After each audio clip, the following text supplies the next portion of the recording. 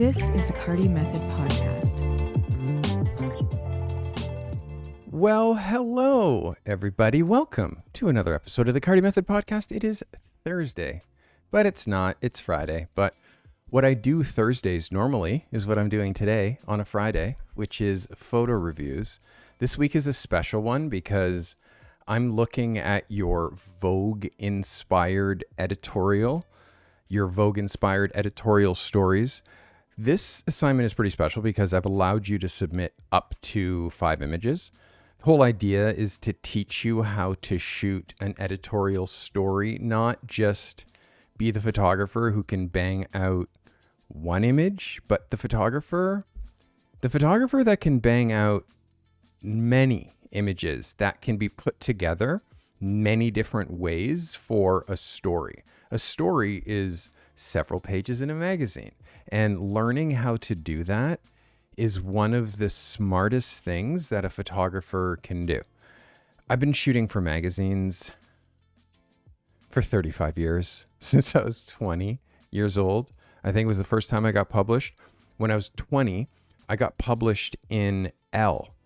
And back then it was called Elle Canada. We have Elle is all over the world, and in every major country there's an Elle magazine. And my first real photo shoot, who is becoming a member here, and by the way, Ida became a member. So Ida, we're going to give you a little bit of love. Thank you for becoming a member. We do have the smoke machine on. So you're going to get a little bit of real smoke as well. I appreciate you. Thank you. And know that all I want to do is help you become photographers. That's all my goal is. So started shooting for magazines when I was 20. I got published in Vogue when I was 50.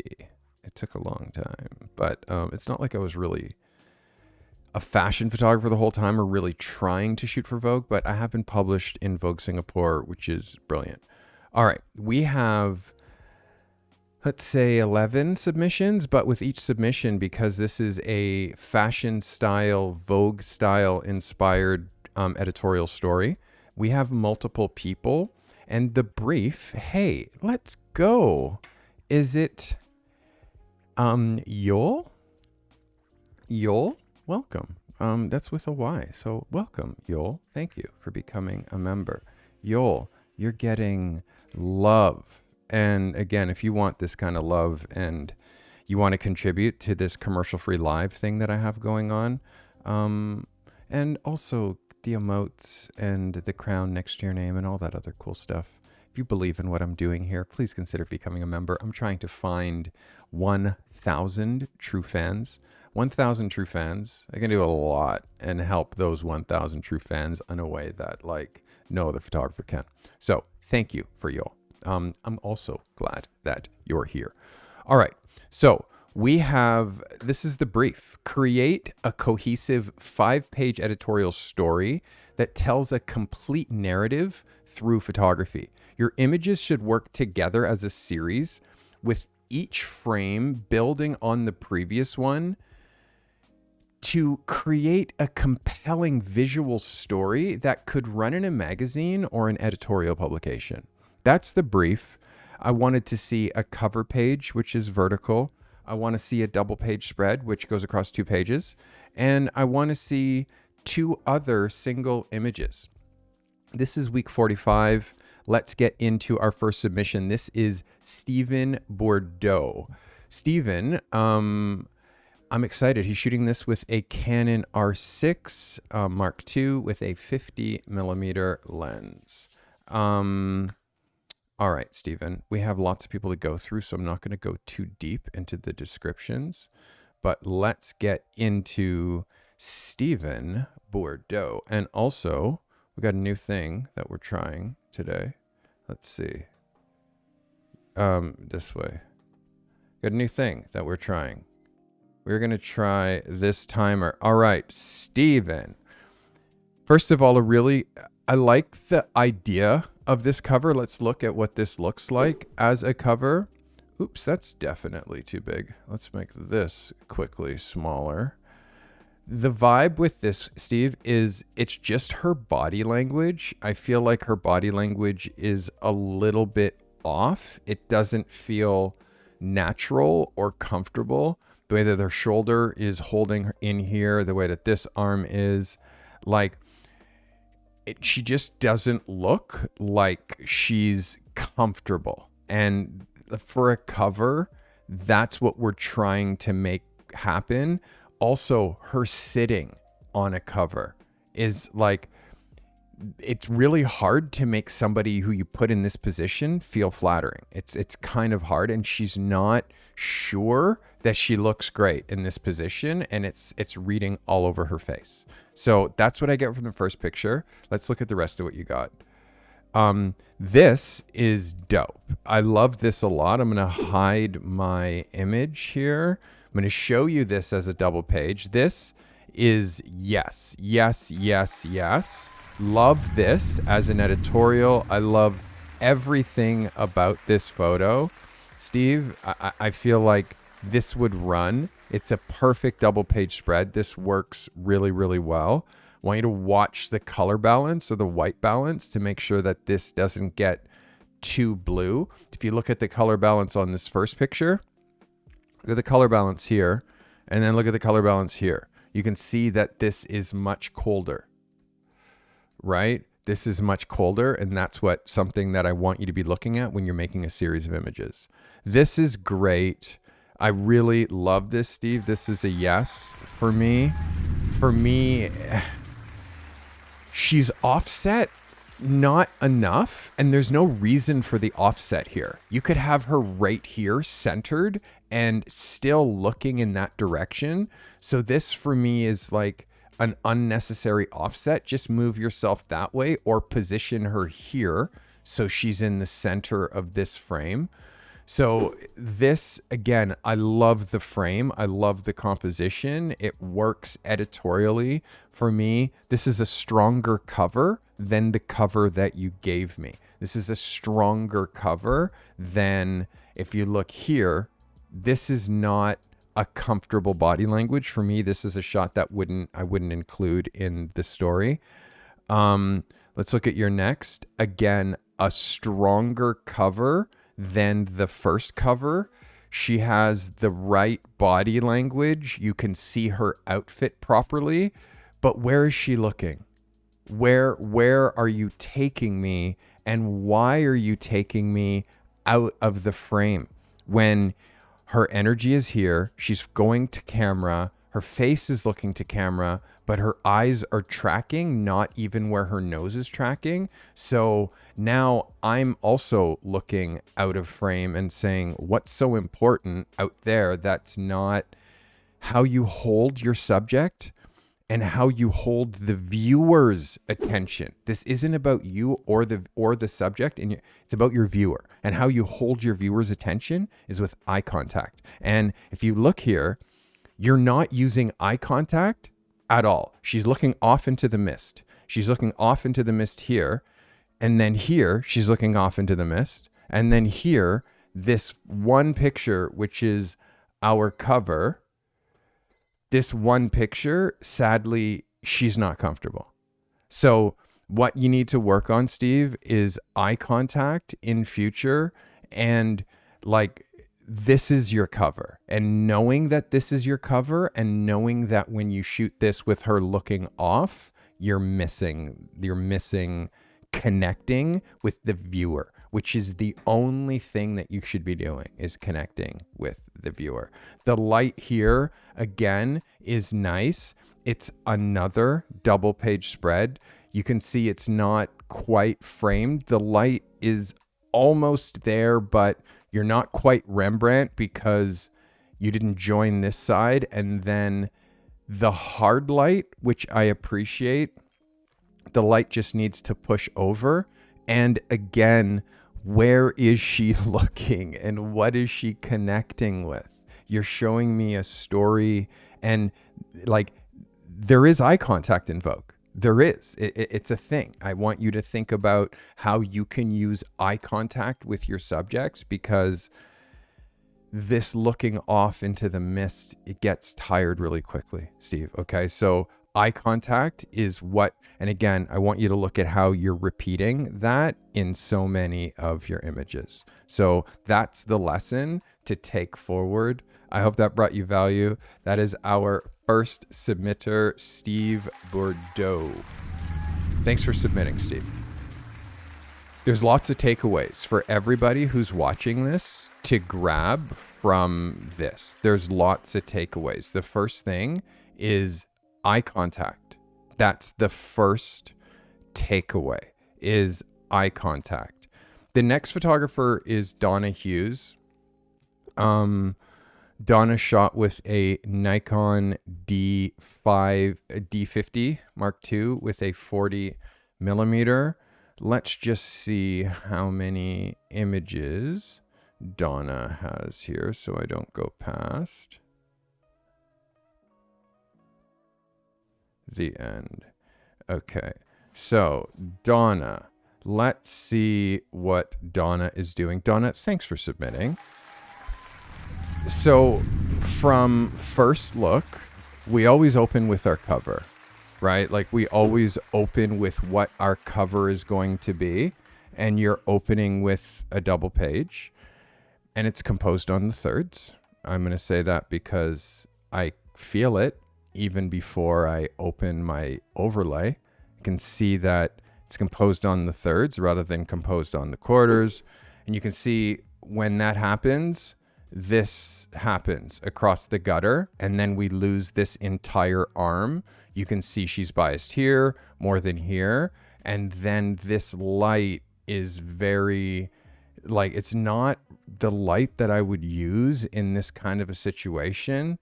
It's like I would try to find the right natural light in this situation, but I have a feeling I know what type of a shoot this is, which puts you in an awkward position. Also, what she's wearing is not Vogue editorial. What she's wearing is street clothes.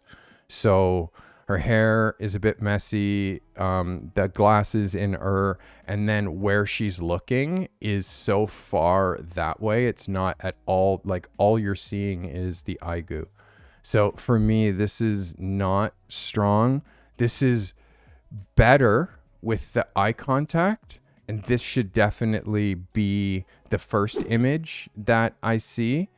But I'm trying to understand what he, like where he plays on a cover. Like doing two people when you're still new with shooting one person makes it a lot harder. Like you're not quite there with directing, and then having two people to not quite be there with directing becomes a little bit difficult. The sunglasses in the hair, my question is why? Just take them out. They're not even a part of the shot. They're not a part of it. So take the sunglasses out. I don't think that they're necessary. Let's look at this as a cover. Compositionally wise, yes. I just feel like the guy doesn't belong in this session. And also the guy wasn't here.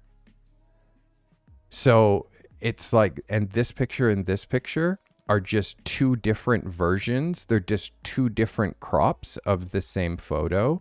And that's not going to cut it when it comes to a Vogue editorial. Also, your center line, you can see that your center line is very like offset, and your lines over here are really offset. And then if you look at her, she's now looking at the other photographer who's taking her picture, because this is not your session. This is you shooting with like three other photographers shooting the same thing. And I can tell that because these models are just disconnected. And if you can look at this dude, like he's fixing his lip in this photo. So he's disconnected from what's happening. And this girl is looking at the other photographers who are taking her picture. So these kinds of like situations where you're doing like these group photo sessions, and it's just to get access to these models. And these people aren't models. They've never done actual modeling, it doesn't seem.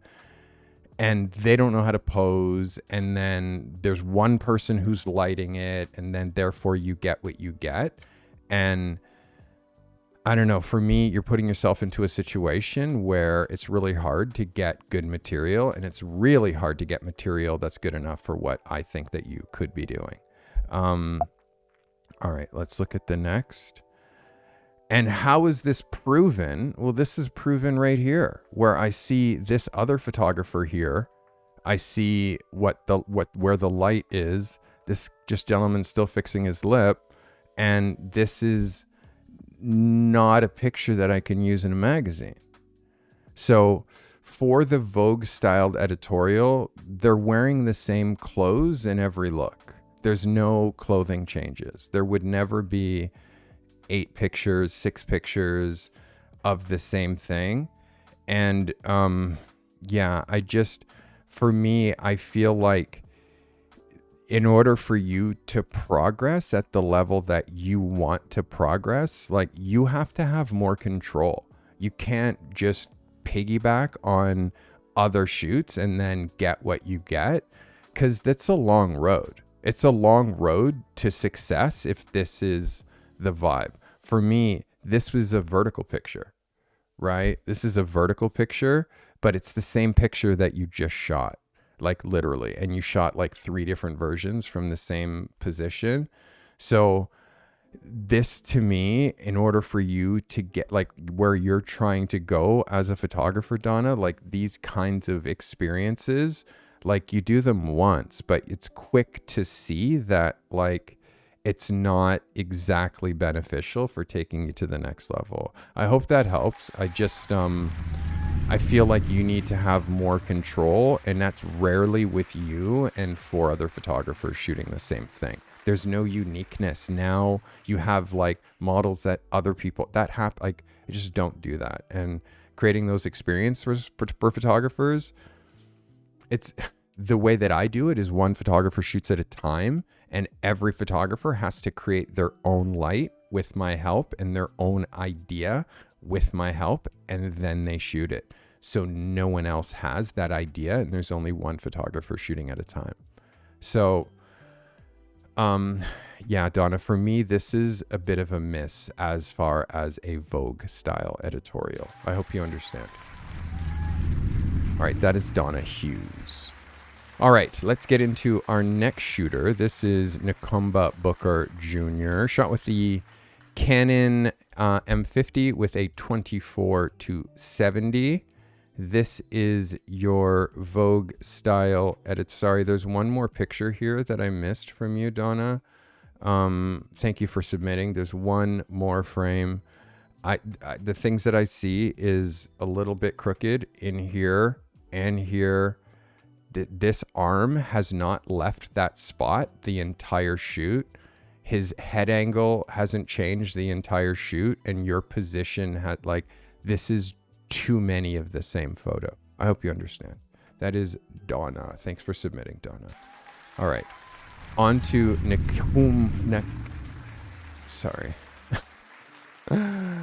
on to Nakumba Booker Jr. All right, let's see how many pictures Nakumba has. 1, 2.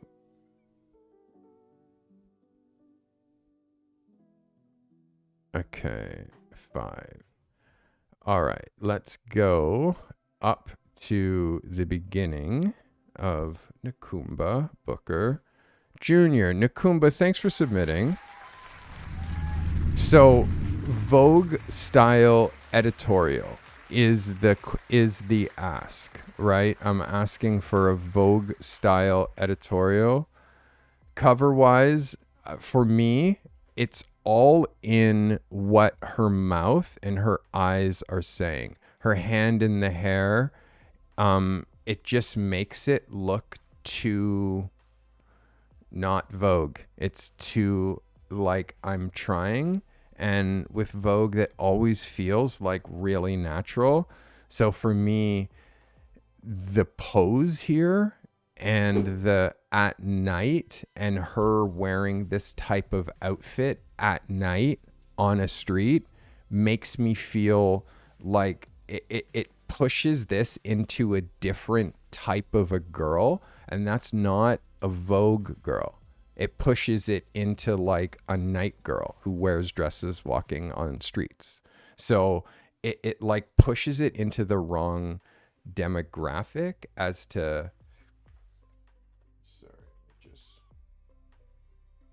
turn this mic down a little so I'm not so hot. So yeah, for me, it just turns her into the wrong type of Vogue girl. And I hope that you see that, Nikumba. Let's look at another frame. So for me, again, it's the same dress, just from a different perspective. The pose is a little stronger, but the way that the eyes are tracking, her nose is here, but her eyes are tracking like too far that way, which again is showing us too much of the eye goo. And when I look at the post-production, there's too much contrast because it's like the blacks are too black. So we're kind of losing shadow detail. Like your shadows are black, and that makes it really hard to see. Like, she has no neck because like you're crushing the blacks too much. Do you know what I mean? Like there's a neck under here, but you're pushing the shadows too hard. So, again, there's no detail over here. There's no detail down here because you're pushing the shadows too hard, which is what you're doing in the sliders is too much. It's the same location as the first shot. So as far as telling a story, it's the same outfit, it's the same location.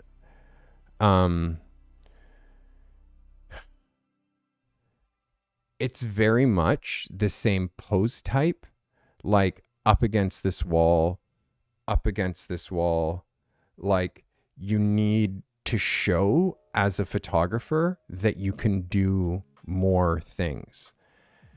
The way that she's holding her body here and the way that you're cutting her hand off and leaving all of this extra room just for this colored background, for me, it's the eye contact is good. The light is good. There's an idea here, but you need to push her up. And the way that she's holding herself is not. And again, we need a different dress. In this case, you need 3 dresses in order to shoot a Vogue style editorial. It would not be 6 pages of 6 different spots of one girl in one dress. It would be 6 different pages of one girl wearing 6 different dresses, or at least 3. So the multiple outfits is the thing that I think that when it comes to a Vogue editorial, the multiple outfits are, I think, where people miss the idea. Is to shoot an editorial, you have to change the clothing. You have to. It's really important. And if you like any one of my stories, like there's multiple outfit changes when it's an editorial. Like you can see this movie poster, it's many different shots from a movie poster. You can see this editorial, it's one person in each shot, but they're wearing a different outfit in each shot. You can see this editorial, she's wearing this on the cover, which is the same here, but then you see another dress here. The sporting life stuff. This girl in this outfit, now same girl in another outfit. This girl in this outfit, same girl in a different outfit. This guy here, different outfit here. Different outfit here. Different outfit here. Like book 4 models and shoot multiple outfits. Like that's how an editorial is built. They're never built with multiple shots in the same magazine of the same person wearing the same thing. So that's something that it's hard because, well, she only has one dress. It's like, well, did you ask her to bring 3 dresses? Or did you ask her to just come? You know what I mean? Like, that's part of our preparation. So for me, Nakumba, like, this is a cool idea, but what is it showing in Vogue? Like, what product is selling here? Like, what's for sale? This is the dress, right? But we got that. This is also the dress. This is also the dress. So Vogue is a publication that sells a lifestyle. So what lifestyle are you selling? And this for me doesn't sell anything. And then you did 2 shots of it. It's not just a single. It's 2 different, which means I can't pick which one that I like between this shot and this shot. So I'm going to show you both and sadly dilute both of them. You're diluting both of them when you show 2. So, and there's no product to connect with. So for me, Nakumba, it's like, it's not good enough. It's just simple. It's not good enough. When you're thinking about the model that you're shooting, when you're thinking about the locations that you're shooting, when you're thinking about the clothing that subject is wearing, hair and makeup, what you're doing in post, like all of this needs to be thought out before you shoot. You can't just roll and think that you're going to shoot stuff that is Vogue level. You have to do work beforehand. And for me, this feels like what I get when you don't do that work beforehand. You just go shoot and hope for the best. Sadly, this is what happens when you go out with one girl and one dress in one area and just get what you get. Like, it's not good enough. And what you're trying to do, making $100,000 a year as a photographer, like, you have to take everything seriously, and you have to shoot people who look like they could be in Vogue. You know what I mean? That's how you start. I hope that helps you. This is Nakumba Booker Jr. All right, we go on. Let's see who is next. All right. So next up is Courtney Turner. Courtney.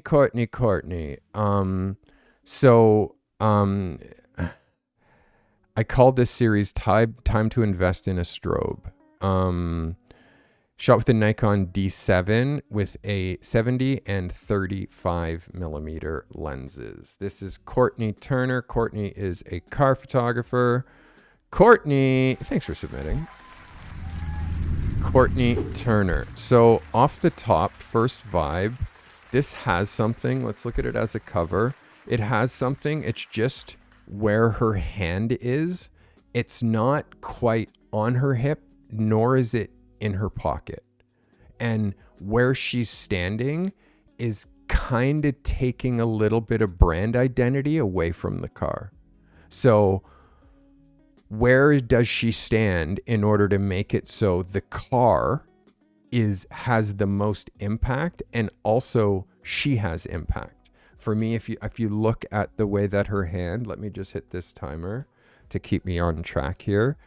If you look at her hand, it's kind of half in, and the way that it's placed, all you're doing is hiding her fingers, which looks weird when you look at that at this size. It looks like she has no fingers. So it's like hand in the pocket or hand on her waist. It's not half in and half on her waist. And like, so for me, that says a bit.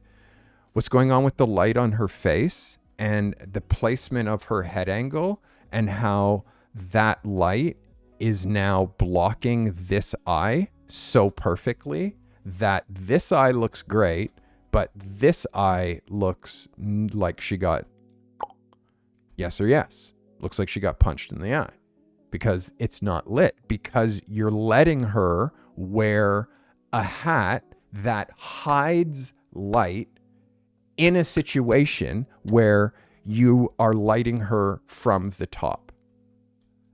Guess what? She doesn't get to wear that hat because it does this to her face. So you're not a people photographer, you're a car photographer, but you have to play people photographer in this kind of a situation. Someone wearing a hat, and I demonstrate this with my light here all the time. What does it look like if I have a brim here when I'm being lit from here? It takes the light off my face. Which, what if it's half on my eye and half off? It's not flattering. So that's the stuff that you got to lock in. Seeing this from this size, you have to notice, oh, there's something weird with the light on the eye. And then when you go in really tight, you notice that it's not in focus. Like, that's the thing that makes it so this picture now it doesn't ever see the light of day. It's out of focus, and the light's not great on her face, and her hand is odd. And where she's standing is not exactly right in front of the car. So, the next thing that I see that they're like, for a car photographer, your horizon line, your horizon here, and how almost straight they are, but not exactly. I want you to really lock in on these small details. Like, they're small details, but they mean everything when it comes to your photography. And these are the small details. And you can see how this is coming in crooked, and this is coming in crooked, and it looks like this is coming in at an angle.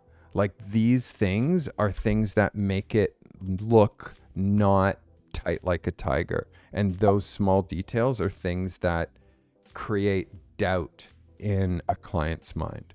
And you're not supposed to create any doubt in a client's mind. This, cooler.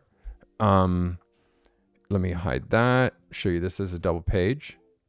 Way better as a double page, for sure. I'm looking at, let's zoom, turn this off, zoom in here. The next thing I'm looking at is the glass. And again, I hate to be so detail oriented, but if someone doesn't show you like what the side of this car looks like, it's not clean enough. It's not clean enough. Look at this window. It's not clean enough, which means it's not photo ready. And then of all the angles to shoot this car, is this the best angle to tell us what brand this car is and how high quality it is? As far as doing a double page spread, yes, the horizon line to me is too central. You have to lower yourself a little bit to show, you're showing a little bit of the under, but there's too many things here in the reflection here that just, babe, makes it too much about the owner of this car and not about the brand that made this car, which you're trying to appeal to the brand so they'll hire you to shoot other cars. To me, this is too much of an in-between, like snapshot. She's, yes, eye contacting you, but with the coffee, this is not a Vogue ad. This is a snapshot. And it's like, for me, not cover, not editorial worthy, because she's like looking at you like a girlfriend. She's not looking at you like a subject, like you're shooting for a car ad. It's too casual. This has a swag to it. Much different level than this. I hope that you would agree, like much different level than this. The way that the car is not centered, the light that's on her face, like, and then it's like the outfit is almost too sexualized. Like, it went from too casual to too sexy. like just in one frame. And then when you're looking at the light, like again, she's legs can't be this exposed and then not crossed over. And then the light that's on her face, you can see it's just existing light. If you're pushing strobe in here, the light that's coming from the top is too dominant because it's putting these shadows in here and putting this shadow under here and this hard shadow under here. So whatever light is coming down here, that is the dominant light, even if you are pushing light into the front. Horizon is just straight through the center. Like the horizon has to be low or it has to be high, but dropping it right through the center just doesn't give us any kind of pop to our pictures. I appreciate this, the lights being on, but again, it's just, for me, it's Vogue style editorial. In this case, you look at Behance, you find references, you find inspiration as far as like what car photography with a female model looks like. And this one for me is, there's too many misses. This one, you're clipping her feet. That's the first thing that I see, that these shoes are not right for what she has up here. How she's holding herself here is unsure. Where she's looking is not relevant at all to, like, it's just, this sadly is just not, it's not right. And again, right or wrong, well, yeah, there is right or wrong when it comes to professional photography. Look at how you're placing the car, and the car is just going through the gutter. So this is where the car gets cut. Like, yeah, there is right or wrong when it comes to shooting Vogue level editorial, and it's not easy. It's easier to miss. But for me, I feel like everything that I'm showing you in this frame, you see. When you squeeze the frame and you're placed there, you see that this isn't a double page spread. Like, you see that the way that the car is placed and how the car, like even before you place your subject, you see, well, this placement isn't right. So that kind of stuff, like I can't be there and shoot it. So, but I have to point it out because your clients will point it out. Your clients will be like, and then you just don't get hired again.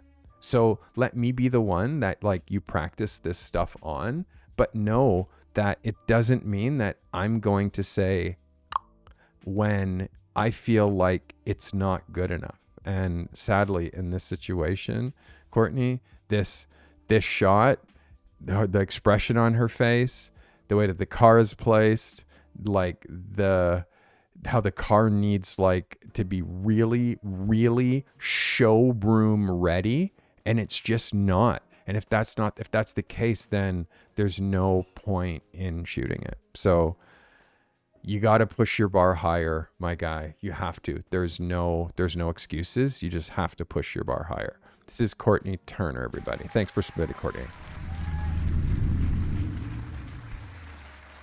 The bar is high. This is Israel Cordona III, shot with a Canon R6 Mark II with 50 millimeter. So Israel, I'm noticing a repeat of your subjects. I'm noticing that every submission is the same subject, or every other submission is the same subject. And I'm going to tell you something, Israel. If you don't find new subjects every time that you shoot the same face, you're practicing, but it's not moving your portfolio anywhere. It's not. All you're doing is creating a beautiful portfolio of your wife, which is fine for her, but you can't show it to anybody because it's not conducive in connecting them with how you can help their business, because all you're doing is proving that you can shoot one person. So my suggestion, walk around your neighborhood, find faces, ask them if you can take their picture on the spot, get their phone number so you can share that photo with them and ask them if you can photograph them again at a different time, and use those people for these assignments. Because if you don't, like Portfolio Lab, it's not progressing you the way that it could. Okay? It's the same as if you're a car photographer and you're shooting one car, or you're a people photographer and you're only shooting your son or your daughter or your wife. Like, that can happen twice a year. But you have to also ask yourself, I know, and this is no offense to your people. Like, obviously, I have kids, I have girlfriend, I have people like fiance, like that I photograph, but that can't be all I do. Because if that becomes the only subject that I reach for, number one, it's lazy. It's lazy. And it shows that, like, when you're willing and you're wanting, or someone asks you to take a photo, it's like you're willing to be like, pick up your camera and be like, oh, there's somebody. Click. She'll say yes. It's like, it's not challenging you to hear someone say no when you ask them. And it's not challenging you to convince them to say yes. It's not giving you any practice with different faces. So you're not using this program effectively, because I see too many pictures of this face. Israel, I'm saying this out of love, truly, but you're doing yourself a huge disservice. If you don't have subjects, you're in the same situation that every other photographer is. What makes you unique? So how come they're able to find other people to shoot, but you're not? This is Israel Cordona III. Israel, thank you for submitting. So straight lines is what I'm looking for. I'm seeing semi-straight lines, but the whole idea and the brief is Vogue style editorial. Vogue style editorial. Okay. Is she wearing Vogue style clothing? Is this a Vogue style location? The light is pretty. She's looking off, which you've heard me talk about quite a bit today, about the looking into nowhere. Vogue style editorial. And my trusted team shows Vogue. Like, they actually show Vogue and show you what Vogue style editorial looks like. Here's me shooting Krista Kim for Vogue. Like, what Vogue style editorial looks like. And if you look at Vogue and then, like, just look at what their photography looks like and look at what their editorials look like, well, then you get inspired to shoot a Vogue style editorial. And what the clothing looks like and the juxtaposition. Like, it all starts from looking at Vogue style editorial. This isn't the best example, although this is Vogue.com. But images. If you look at Vogue. If you look at Vogue, I'm going to say again, Vogue style editorial. Like, it's not like you can't just grab it. It has to feel, the whole idea, it's a Vogue style editorial. So you got to look at Vogue. And my team is very good at showing. Calligraphy does this every week. Whatever your brief is, he shows you photography that will inspire you within that brief every single week. And if it's two people together, he's going to show you two people together and what that, like, shot at a Vogue level looks like. So for me, like, we really have to be pushing this bar harder. It's the reason that 86% of photographers fail within their first 2 years. It's because I think they don't know what's happening in current contemporary imaging. I don't think that they look. I clearly believe that photographers pick up a camera, they get an Instagram account, they look at only what other photographers who are shooting only for Instagram do, and then they just do that. And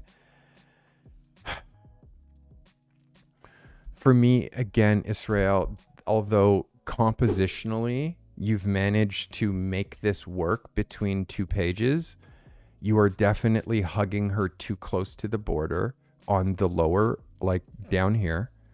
You're hugging her a little bit too close down here. Like she's wearing the same thing that she wore in the other one. What the back of this sweater looks like is not quite like the most flattering.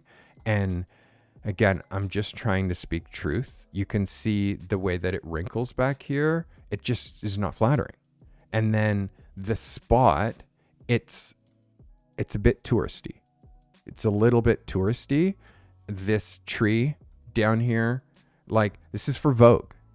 This is for Vogue, I'll say. This is for Vogue. And again, like these like ads for whatever this facility is all distracting from this as an editorial. It's hard to do what I asked you to do, but you all have the capability to do it. This is one of the best images.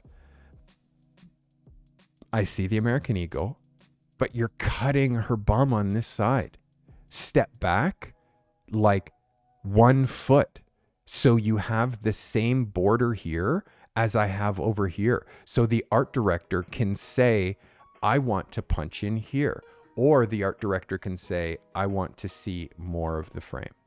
But you do it like you giving me this where it cuts down that much and you cut it out.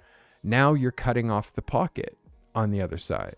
And like if you were shooting for American Eagle, this is now the art director being like, ugh.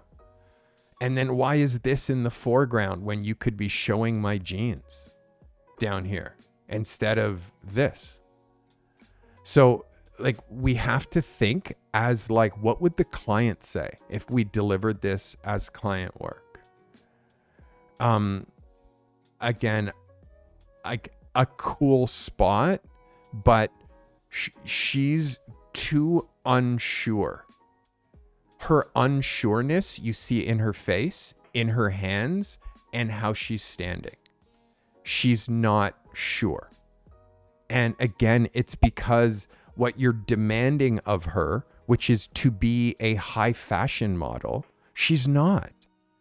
You need to find other subjects so you can execute these ideas in a way that you can actually show in your portfolio. And then that stuff in your portfolio, other people see, and then it gets you work. That doesn't happen when you're putting the wrong person in a photo. Like, everybody needs to hear this. The framing of this, the idea of this, the composition of this picture, mwah. But it's the wrong person in this photo, Israel. You have to see that. And you have to see how she's doing this for you. She's not doing this because she wants to be in Vogue. She's doing this because she loves you and because you don't have subjects.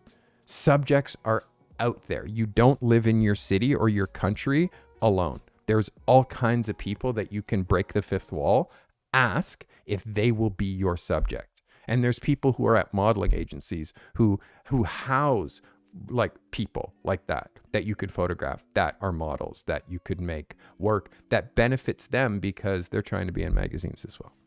So for me, Israel, this is not quite there. This is your best picture. This is your best picture. But what we're trying to do here with like professional photography is up here. It's not easy. And that feeling that you get when you have to ask another person that it makes you uncomfortable. Like that uncomfort is growth. You're growing when you walk into a small business and you're like, hey, who's the owner here? How's business? Can I take some photos of you and your staff? And you do it for free. And you see how that like changes their life. And then when that content expires, which all content does, and you give them your card, they'll be like, hey, can we do more of that? And you're like, yeah, I can do more of that for $500 a month. And then you get 4 clients at your pay. Like that's how you build a business. It's definitely not from photographing your wife. Just trying to help. Okay, this is Israel Cordona III.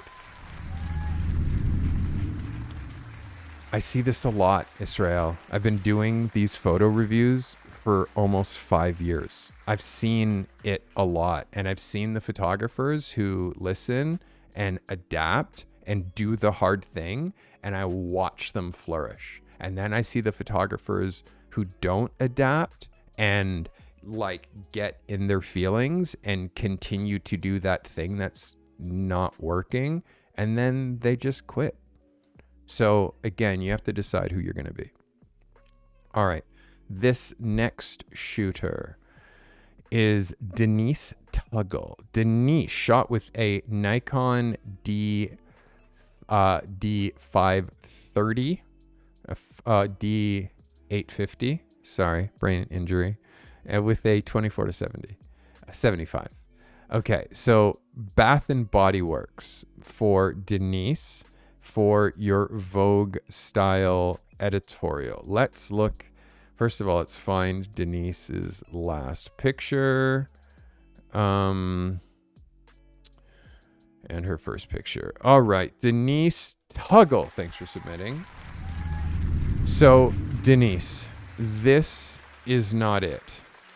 Apple winter candy apple product is too kitschy and would never be in Vogue. It just wouldn't. And when I look closely at this and I see your close crop, like I'm saying this is not good enough. And I see no shadows and just product floating in space with light that, like, Denise, where's the shadow from your light down here? It's nowhere because you cut it out and made this background green. Green's never a flattering color. And then, like, I see your banding because you're doing this at, like, not the right bit rate. So I see your banding. You see the banding, right? That's supposed to be a beautiful transition between green and dark. It's not, it doesn't look right. And the light that you're putting in here, this colored red light, is not how you light a subject or light products. Like for me in this particular case, Denise, you've done so much better than this. So much better with handbags. Like the handbag that you shot, that's Vogue level product. Stay with that handbag and stay with that mindset if you're going to shoot a Vogue style editorial. Do something on handbags. Vogue would never do a multiple page story on like winter candy bath. They're just not going to do it, and they're not going to do close cropping, and they're not going to remove the shadow from the, like, they're just not going to do this. So for me, this whole idea of shooting these products for this ask in this way is a total wash. You're not even remembering things that I've talked about shooting double page spreads and how 8x10s don't exist when you're shooting horizontal because this happens. For me, Denise, this is like such a miss, but the frustrating part is that you stayed with it and you kept going and you kept making more and more bad photos. Look at how the shape of this, when you go here, it's like not compressed and whatever you're doing in Photoshop. And then this one, everything is like skinny. And it's literally the same picture that you're just taking the center thing out of and thinking that this is good enough to submit to Steve Carty. Like, Denise, this is not good enough to submit to me. This is not good enough to submit to anybody. Like, this is not good enough. It's not good enough. It's not good enough.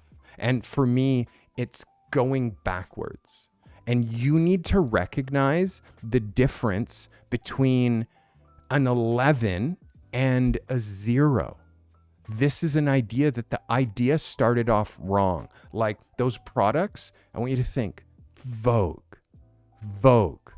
And I want you to think of all the times that you've won Best in Show. And the Best in Show photo that you just won, that was a beautiful handbag lit perfectly. Did you do any of this post-production to that photo? Like, why are you doing it now? For me, this is backwards and it's frustrating. So this is a no, Denise. No. And don't do it again. Like, you're just wasting time. And we don't have time to waste. None of us do. So stay with the things that work. And each time that you do something that works, that you don't repeat, you're wasting time.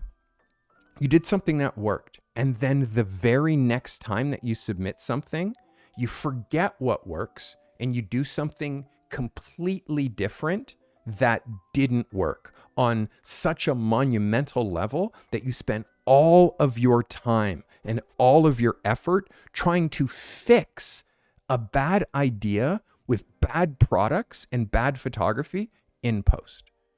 How did that work for you? You just wasted a week. So now you know it and I know it. Please, Denise, don't do that again. The things that work, keep going. Keep going. The things that don't work, stop them. And you don't know what works and doesn't work yet. So if it's not your idea that I've validated and says that works, find Vogue, find an exact reference and recreate that photo. I promise you, you did not find a reference for this photography and then recreate your version of this. You didn't do that. You just started with the wrong product, started with too many of them. They're not Vogue.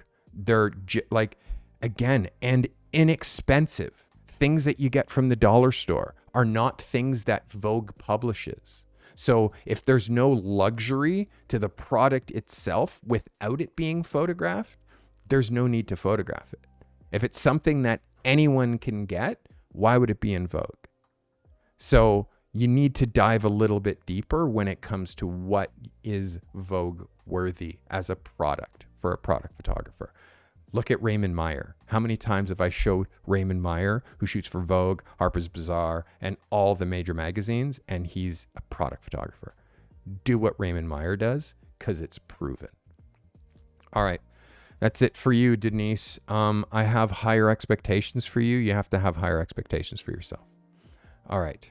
Our next shooter is Miss Delilah LaBoy.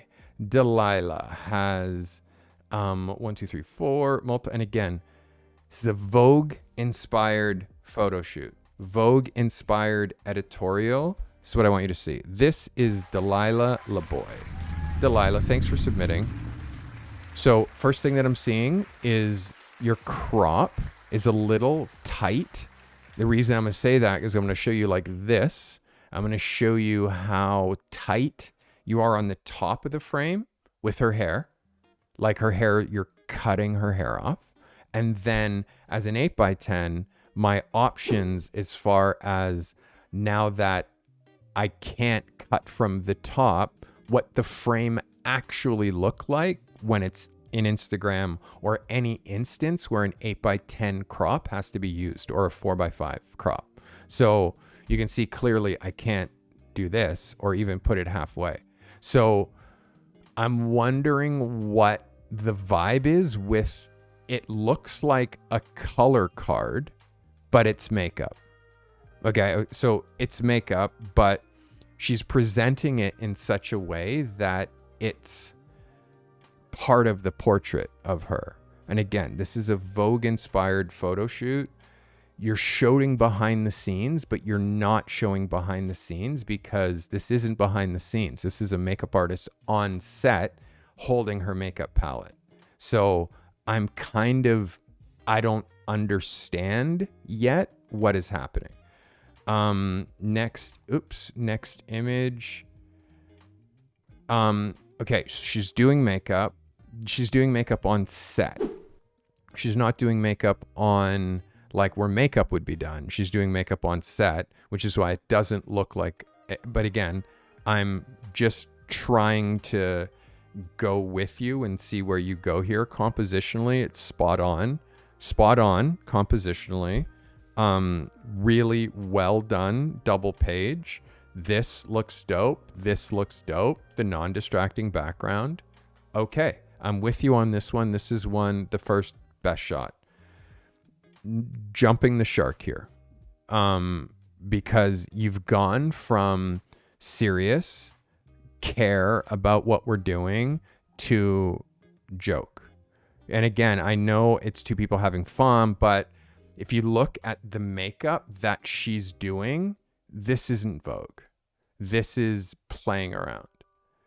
So that now, and then the expression on her face, she's not like, this isn't the right expression and this isn't the right makeup, because again, I'll say open Vogue, and find me an example of this makeup. Find me an example of these dots. Like, you're not going to find one because it's not of the minute. And you're trying to shoot stuff that is not just this person's idea. And then you have to say, okay, wait a second. Let me open the last 3 Vogues to see if there's any instance of this type of makeup, because this is now for the future. And if we're doing something that is so past out of vogue, well, then it's gonna miss. And you're trying for your photos to hit. And Delilah, the makeup, the idea misses. This girl, the way that her hair is colored is not Vogue, and her expression is not. Like, so for me, again, although the double page spread composition and not putting anything important in the center, cool, but we still have to nail the photography. We still have to nail the idea. And she's pulling her chin in. The head angle, the way that she's looking at you, it's making her face feel like it's compressed, like this way. The way that her chin is pulled in and then she's looking at you, and then the way that her eyes are tracking, like, and then this and this and this and this and this is distracting. And her hair, for me, the 2 different hair tones is distracting. So again, I'm not trying to offend models, but or makeup artists, but you don't need qualifications to call yourself a makeup artist. All you need to go is go to Shoppers Drug Mart or Sephora and like buy a kit, and then I'm a makeup artist. Like, if you're not checking their work and checking like how absolutely next level they are, if you're not checking and you just trust because they call themselves a makeup artist that they're going to just do amazing shit, then you're going to often like, I should see how watch one of my videos to see how I correct my makeup artists, how I correct them. Watch like any of the shot, like there's something called tricks that pros use in studio, like that's on my making photos playlist. Like, I see how in this, Shauna is like makeup artist of the year in Canada, like literally one of the best makeup artists in this country. Been working with her for 15, 16 years. Like, I helped her break out in Toronto and would shoot with her when no one else would, and constant correction. And like, but now she can be like, no, I think it's this. And then she'll show me the reference. She'll be like, look, this is Japanese Vogue. And I'll be like, oh, what month is this? She's like, it's this month. This is what it's going to look like here 6 months from now. So trust me on this look, Carty. Okay. Like, she'll come with backing. Like, this is why I'm doing this look. Look at Russian Vogue from this month. This is what's going to be happening here 2 months from now. So if your makeup artist isn't that forward when it comes to what's happening in makeup, then they're just playing around. And sadly, they're playing around on your time and on your dime. And this, for me, is not a makeup look that I would allow to, like, I wouldn't shoot it. The double nose rings, again, it's like, it works when it works, but I want you to imagine this is a Vogue style editorial. And these kinds of moments take it from being a Vogue style editorial to being kitschy. And like, you're never going to see a makeup artist in Vogue like doing that. You're just not, because Vogue is way too cool to show their makeup artists being kitschy. And again, you knowing how to not shoot kitschy is also part of like your superpower that you have to work on, is knowing like when a photo is like super strong like this, and then not diluting it with this and with this. So that is my advice for you, Miss Delilah LeBoy. And again, it's hard. I'll say again, being a professional photographer, if it was easy, everybody would do it. But you can see from these photo reviews that like what you think you know, in fact, there's so much that you don't know. Like, you don't even know what you don't know. And dealing with someone who's a 35-year pro who's doing the stuff that you are trying to do, I'm just trying to be candid and truthful and honest, because there's nobody else who cares enough to do so. Like, I could just be like this, amazing, to everybody, like photography school does. And that's why photography school just is churning out shit photographers who are all $100,000 poorer, because they don't even know how to, because most photography school teachers are not photographers. They've never worked in the field. They have no commercial experience. They've never had a client tell them no. So, anyways, we move on. This next shooter, his name is Dan Gomez. Dan is a like adventure lifestyle photographer. This is shot with a Nikon Z6 with a 24 to 120 millimeter. This is Dan Gomez. Dan. So, Vogue style editorial from a action adventure lifestyle shooter. You're coming out swinging with this first picture. The way that the dog is kind of hinted in, but really this is all about the Solomon shoes. Really the right socks, a nondescript like black tight with the right backpack and the right cute dog and the right perspective. Again, I want you to watch your horizon line so your horizon isn't so central. This, for me, your horizon could have started about here, and these feet could kind of start like about here. Just pull this horizon and give me more sky, because you can see I just see like this half and half. Don't be the half and half guy when it comes to your horizon line. Be bold. push that shit down or lift that up, but don't be the like 50% horizon guy.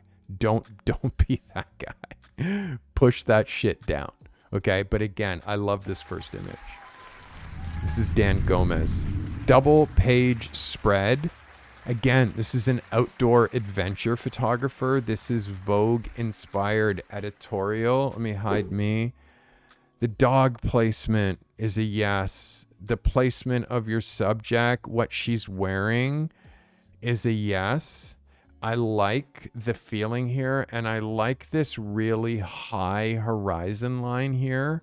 I like how this works as a double page. I like how this gives me options for text here, options for text here, options for text here, options for text, options for text here.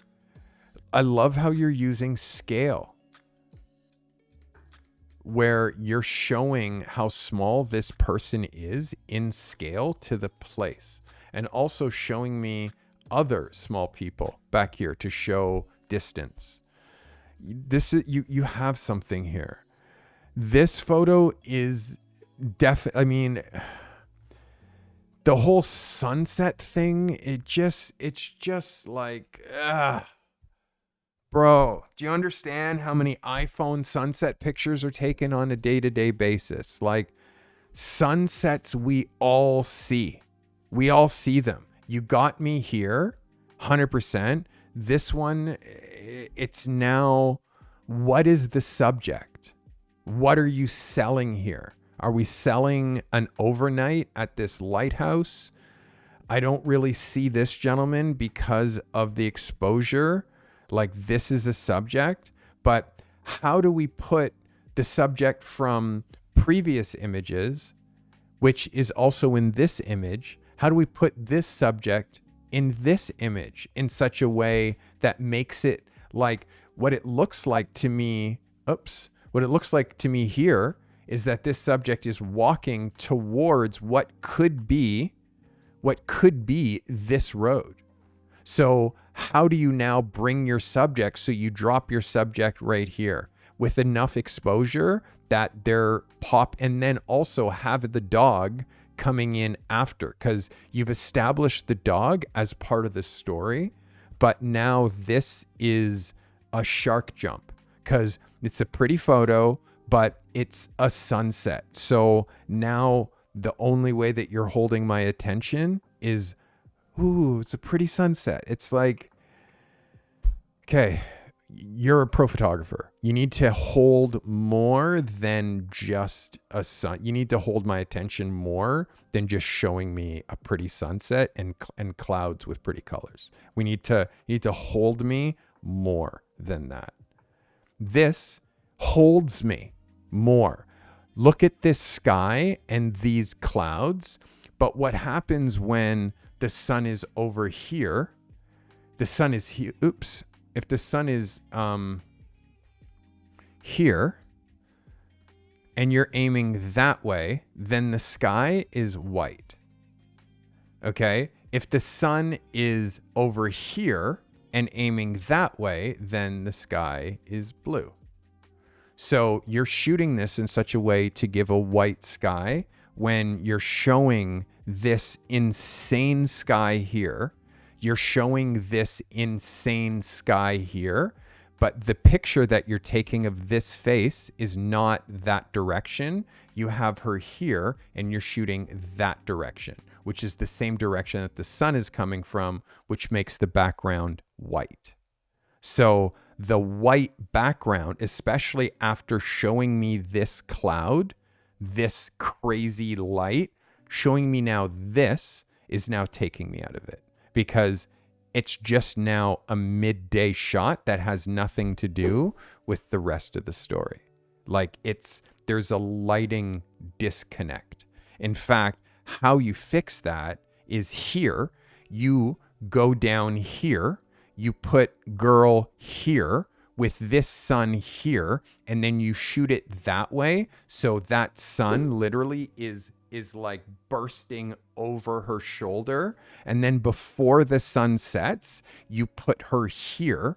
and then you go here, and then you shoot that way with this sun beaming on her face, and then you get texture and you get this cloud behind her.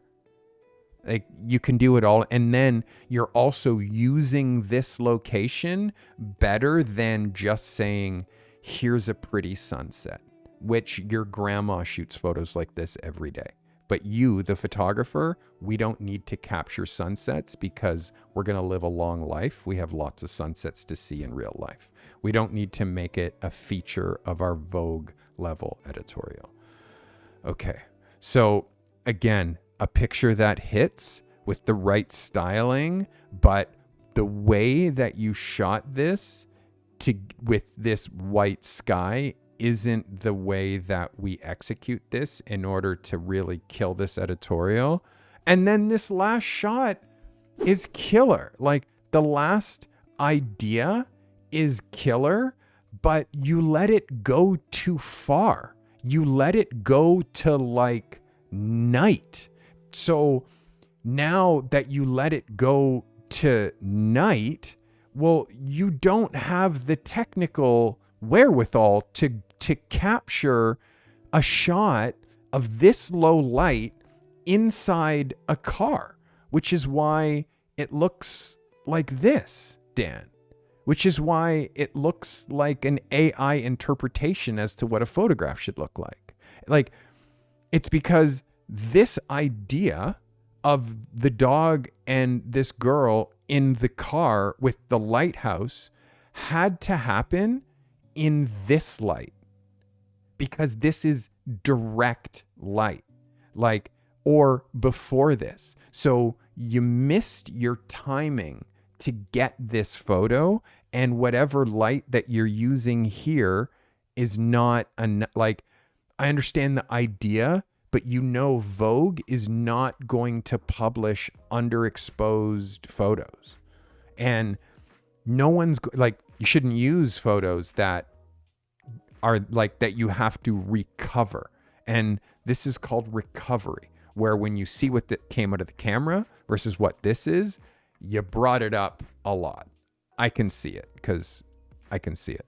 So that image existed here, or 20 minutes before here, when you actually had direct light. Then now you have direct sunlight coming in the car, and you have girl and dog and this beautiful pinky background, and it's legit. And it fits with the story. That should have been the last shot. But once you let the sun crest, your shoot's over. It's over because it doesn't fit story-wise for you to go from this light on your first shot, and then your last shot is this. Like, it looks like 12 hours passed by in 4 photos. And that's not how it should feel. It should feel way more like part of the same story. So I hope that helps you, Dan. For me, the best shot, like, technically, is this. The best shot, like the one that makes the most sense for the story, is this. But again, it's like,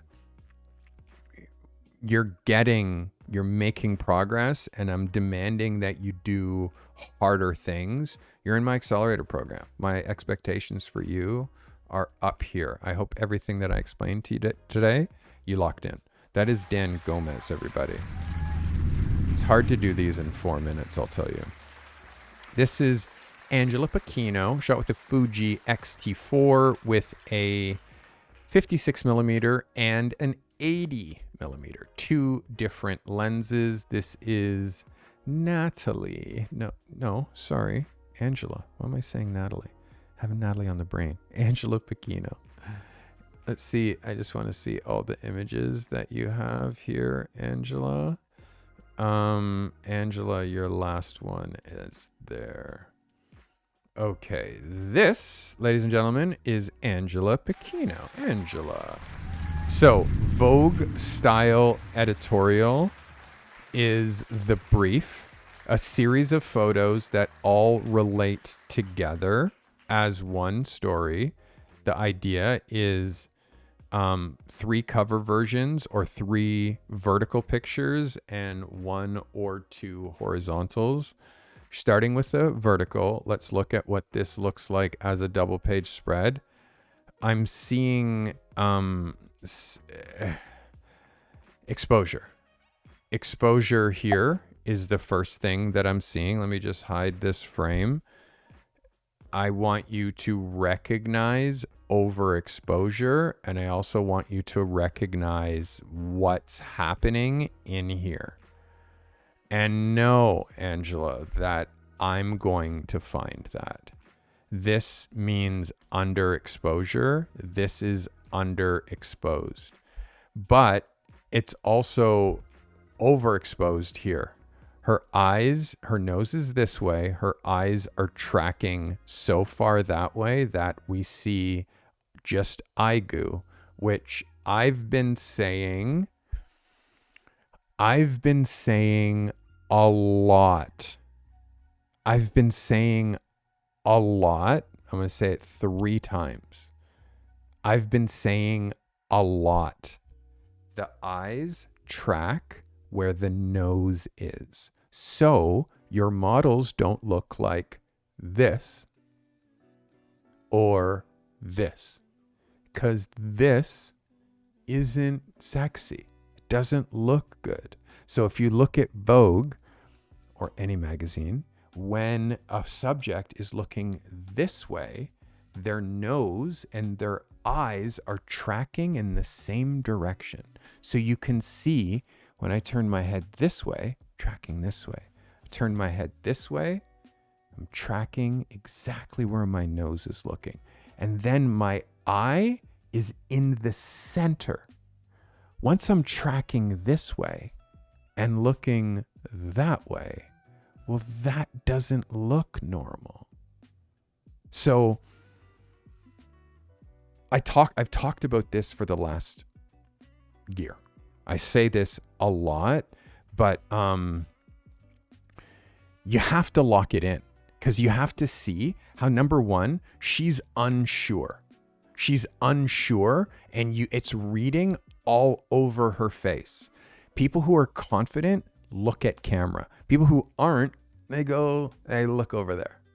Okay? So you're actually showing a lack of confidence if you shoot someone with their eyes not tracking where their nose are and with them looking yonder. It doesn't connect. I'll say again, which I've said a lot today for those who've watched the whole episode. When you do not allow your subjects to look at you, they're connecting with something that does some force offset that doesn't exist.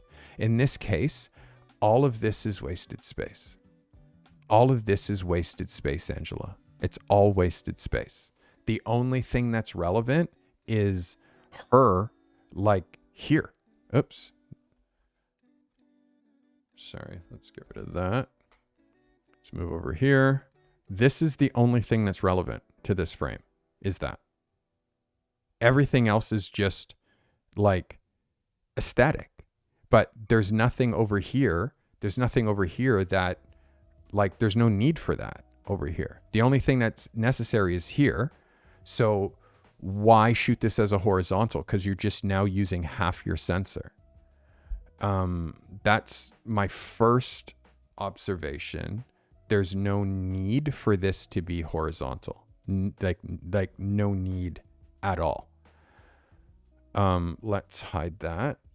Sorry, let's look at your next frame, Angela. She looks unsure. She's unsure in the mouth.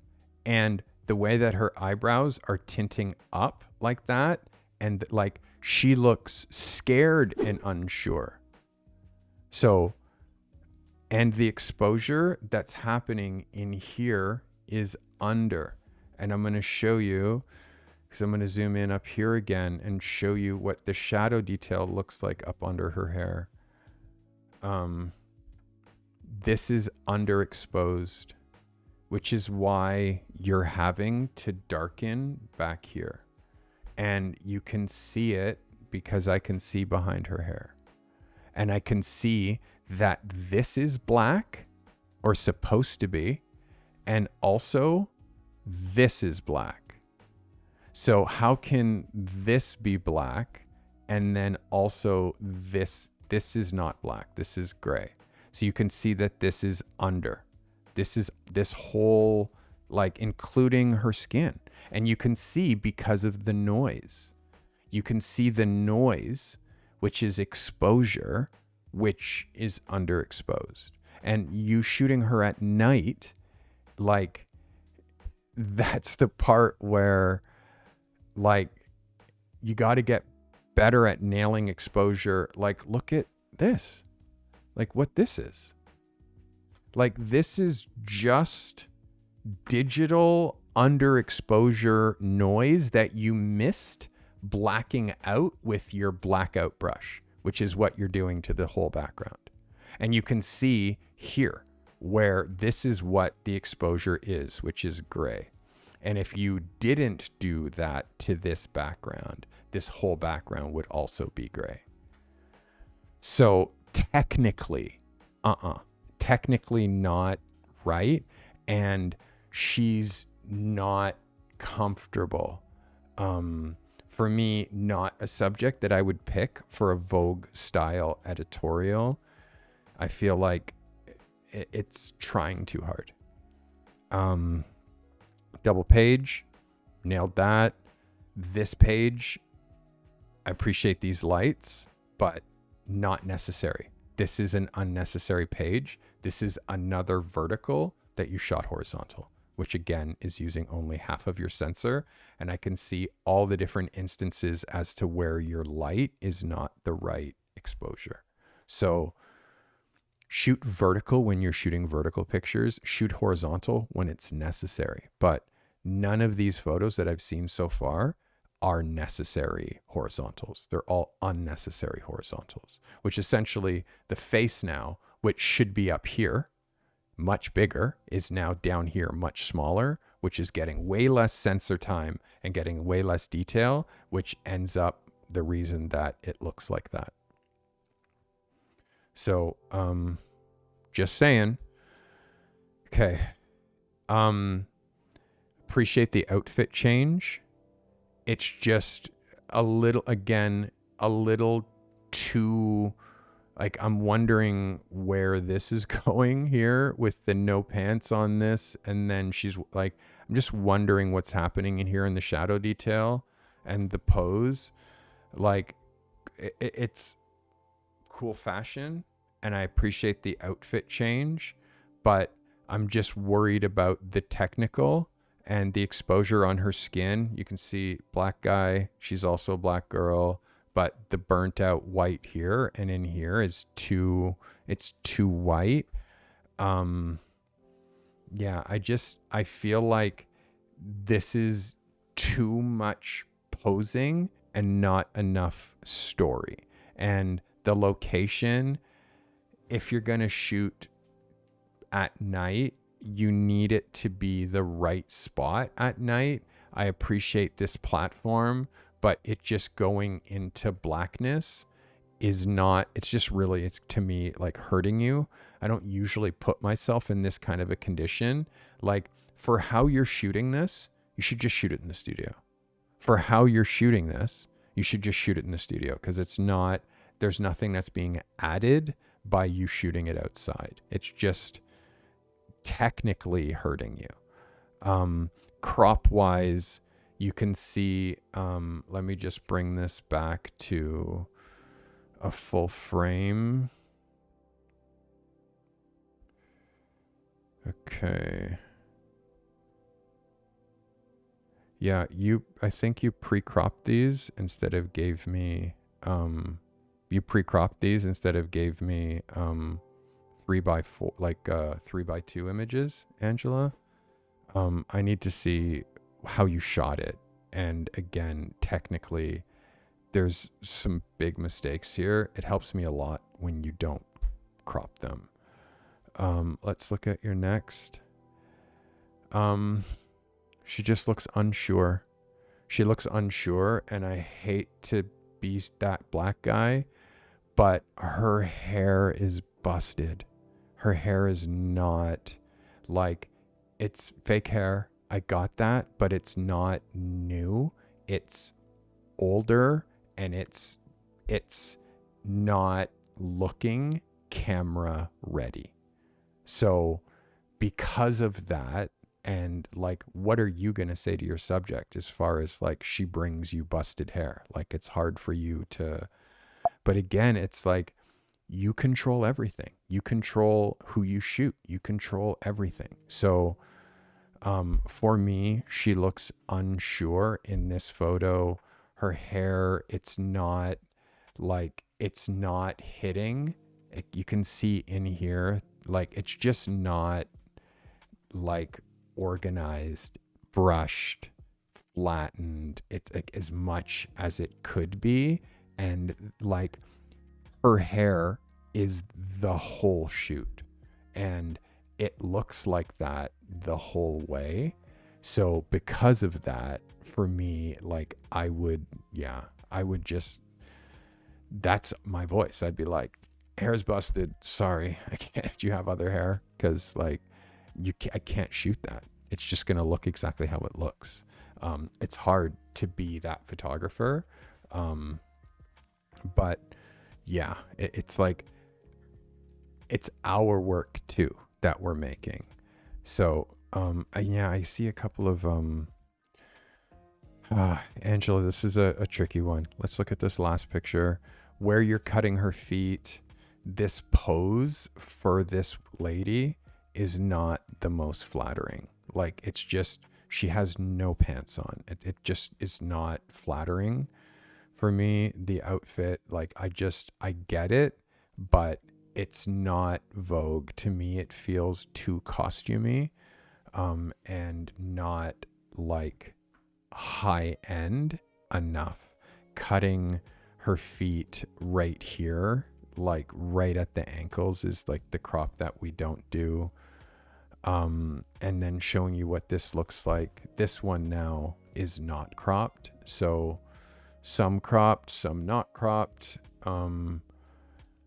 Like, this shows you what this looks like as an 8x10. And for me personally, I would never ask somebody of this size to crouch down like this for a photo, because it's just not going to be flattering.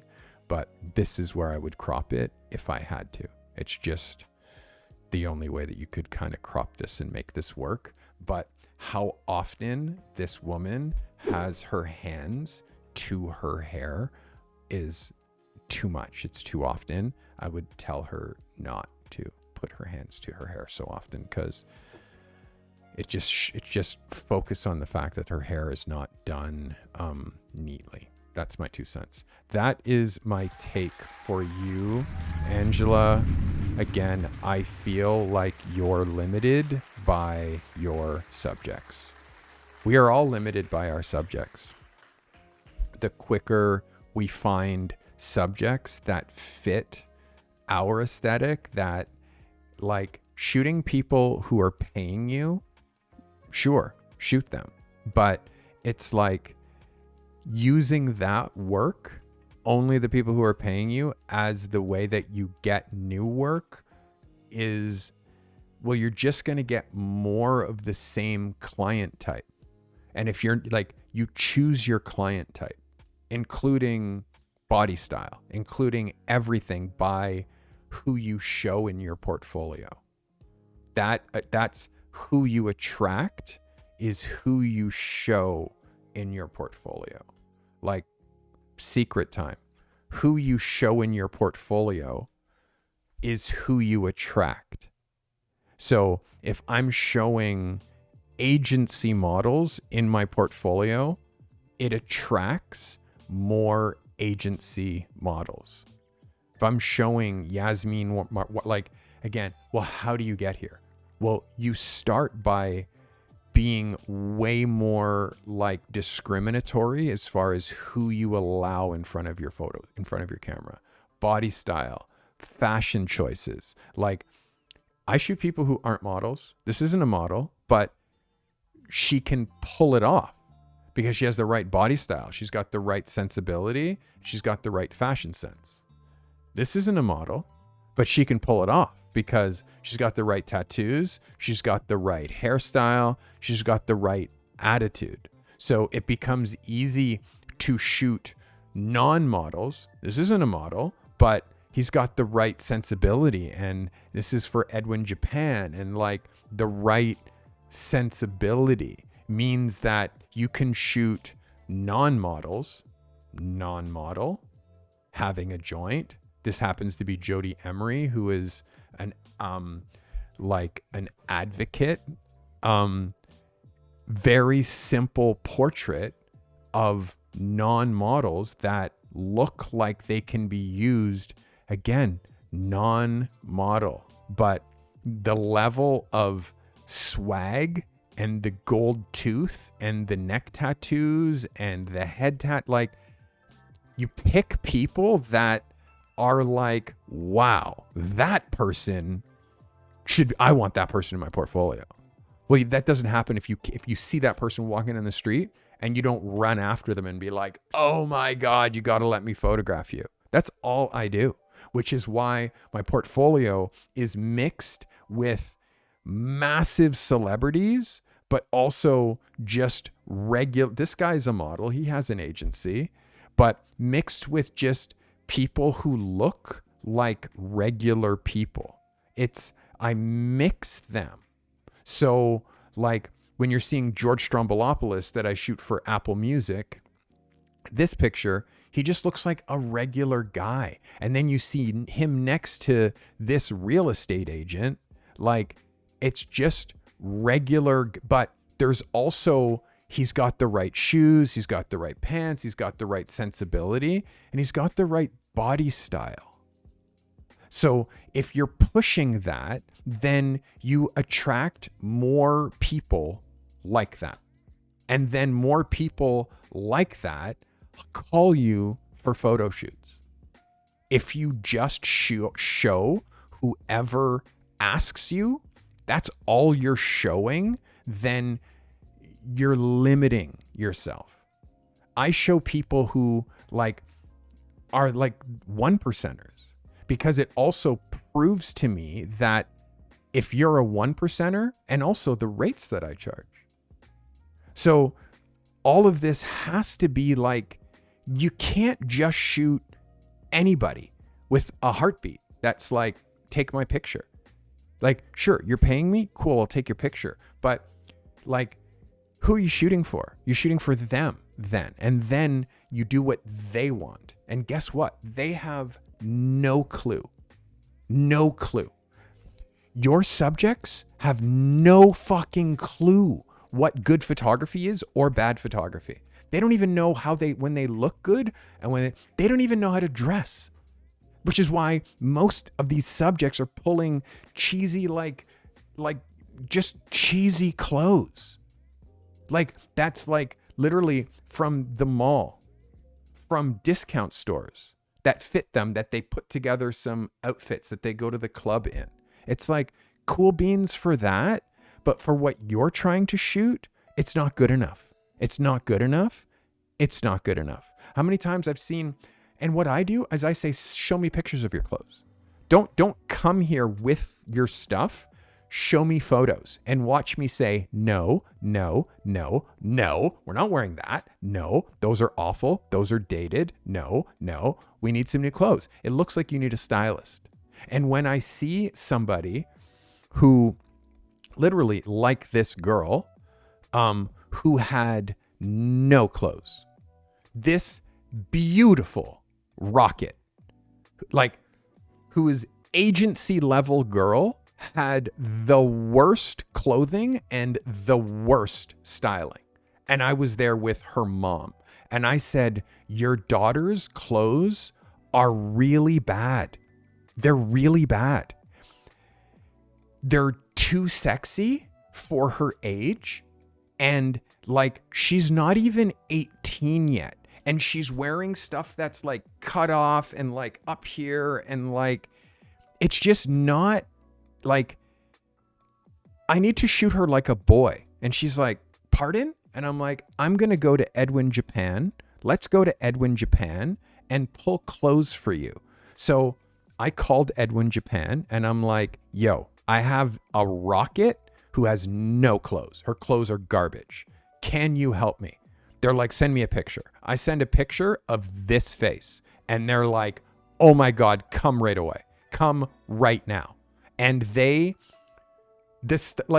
girl from Edwin closed the store. She closed the store and then came on my photo shoot and styled this girl because the model was so good, but the clothes were so bad. So because of that, she just dressed her.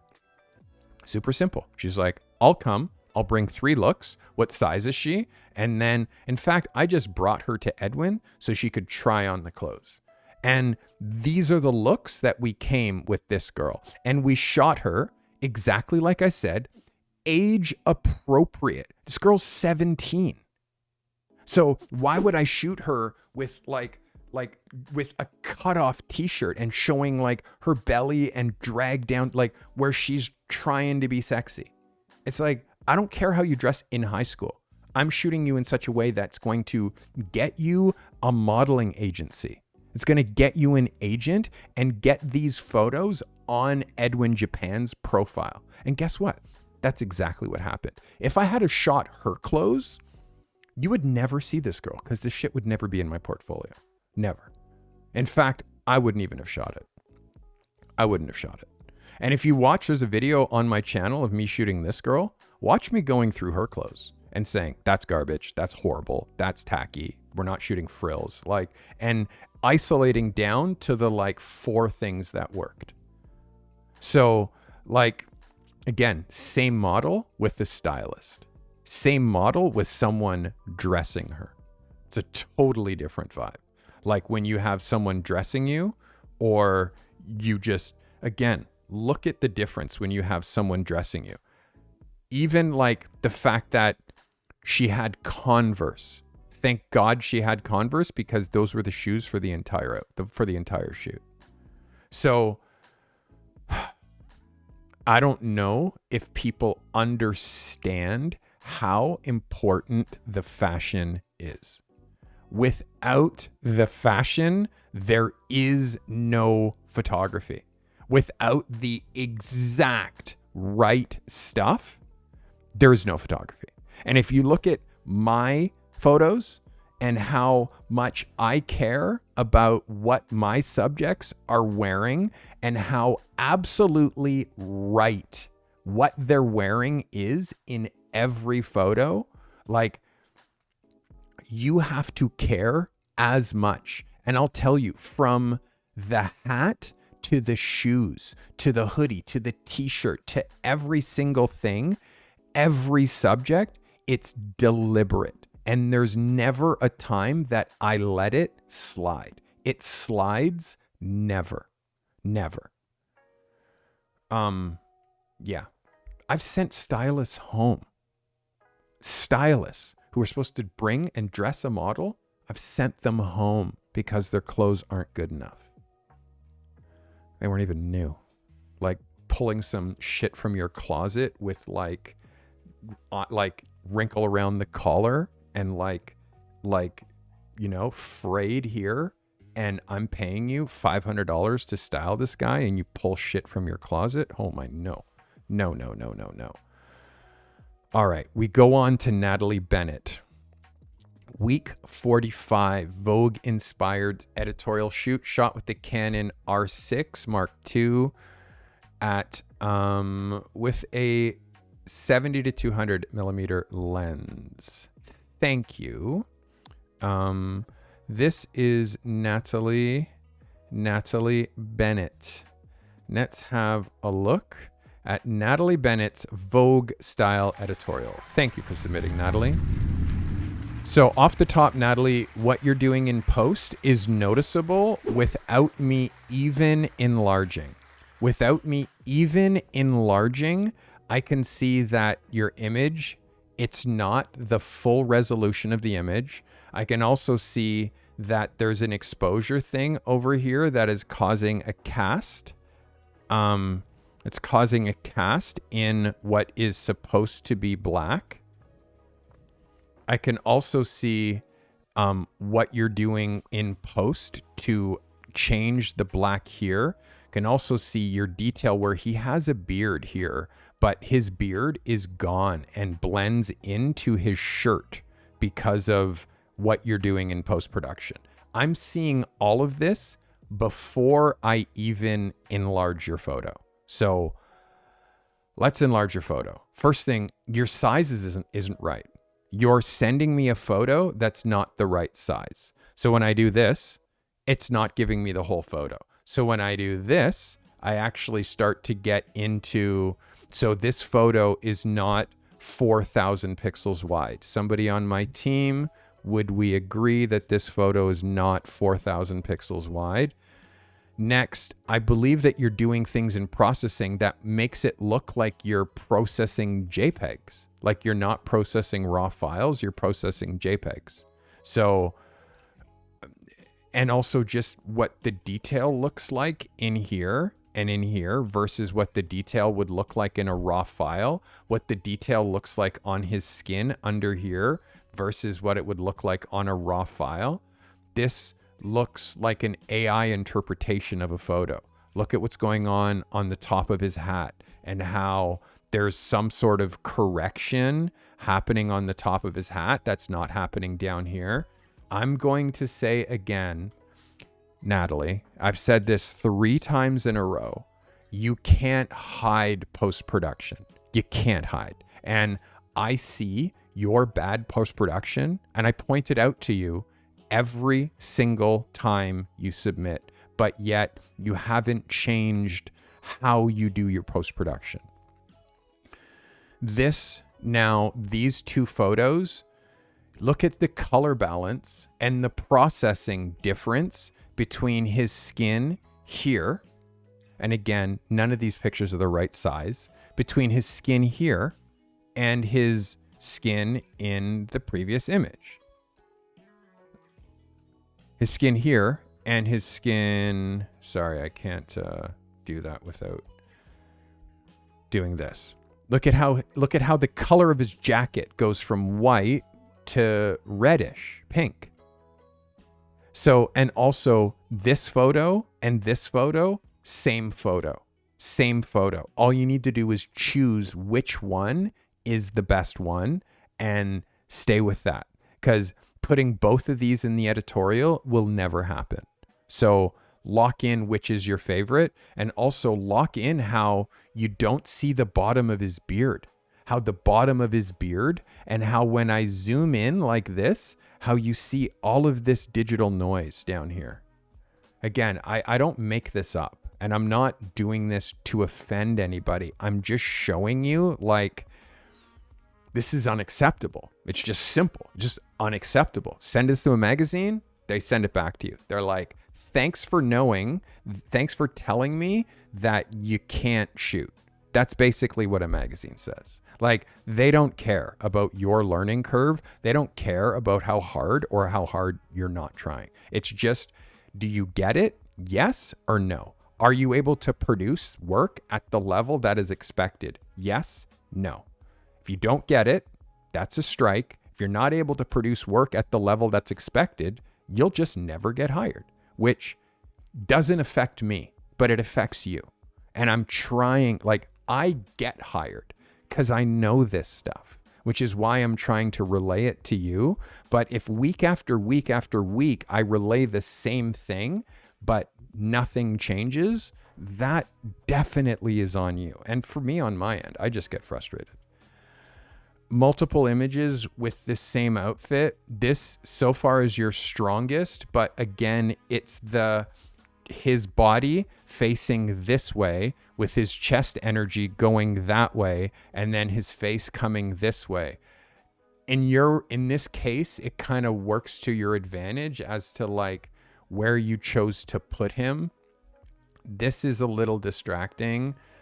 What's happening back here is a little distracting. What's happening up here, I kind of like, but to me, it's just, you're not going very far as trying to change this editorial. He's still wearing the same thing. His hat is still on the same way. He didn't have him take his jacket off to reveal the jacket or whatever he's wearing underneath. It's just the same look, very much the same look over and over again, which would never happen in a magazine. This is jumping the shark. I want you to look at the exposure here and then the exposure here. And you tell me which exposure is closer to being right. This one or this one. And then when it comes to looking at this picture at 100%, would you say that this is full resolution of your file? Would you say this is full quality? And would you say that this is acceptable? You tell me if this is acceptable photography. For me, Natalie, this is no bueno. It's exposed and digitally, like really, you're really bashing this photo. Look at the moire effect that's happening in his shoulder. Like, look how it's partially gone and partial, like what you're doing in post, you can't hide. And you really do need to learn it because it's so obvious. He has a circle right here on his forehead. Like the dots, the digital, how this is looking. Whatever you're doing, this is literally the third week in a row that I've said this. I'm begging you to stop doing what you're doing in post in whatever program you're doing it in, because you are killing your files. You're killing your files. Just look at his skin and how his skin changes and how the color of his suit changes from frame to frame. Like, that's the one thing I said that you have to watch for. So for me, and then the exposure here is not overexposed like you did here. It's overexposed in here and in his face and what's going on with the background over here. And the pose. And the pose doesn't look like a hand up under the chin is not a pose that we do anymore. Like, men don't do that. Like, when it comes to like, hey, give me a pose. Like, we have to try harder, Natalie. And for me, this is not, it's not great. There is a couple of images in here, but if you don't lock in what you're doing with post-processing, this is going to be an upward battle. If you're not locking in like the exposure over here versus the exposure in the shadows, what that does to your whites, like, it's hard, Natalie, but I feel like I give you all of this information every single time I review your photos. You're going to listen to what you listen to. I hope this helps you. That is Natalie Bennett. Thank you for submitting. Hard one today, guys. Hard one, man. Because again, it's like, it's not like I believe that I'm pushing you beyond your capacity. I don't think that I am at all pushing you beyond your capacity. I'm pointing out things that I feel like I don't just point out on your images, but I point out on other people's images, which you could learn from. And I also feel like there's mistakes that are happening with some photographers week after week. It's like when it comes time to shooting, everything that I've said about past shoots is just out their window. You're not using references. You're not holding a Vogue and being like, oh, you see that page? Okay, let me fold that back. You see that pose? Let's just work on that pose. Let's do it 50 times until we nail it.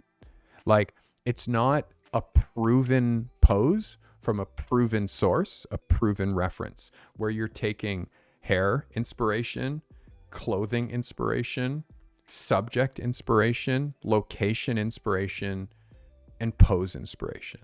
from a proven source.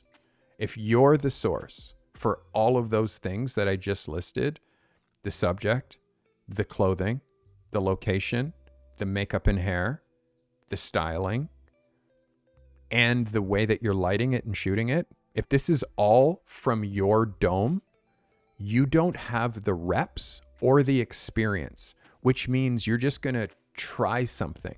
And the odds of you trying something that's not proven that will work is this much. That's the odds. And it's all based on how long you've shot and how good you are.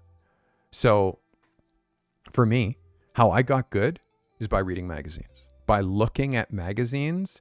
Like every day I'd go through 10, 15 magazines every day. And I would spend on magazines.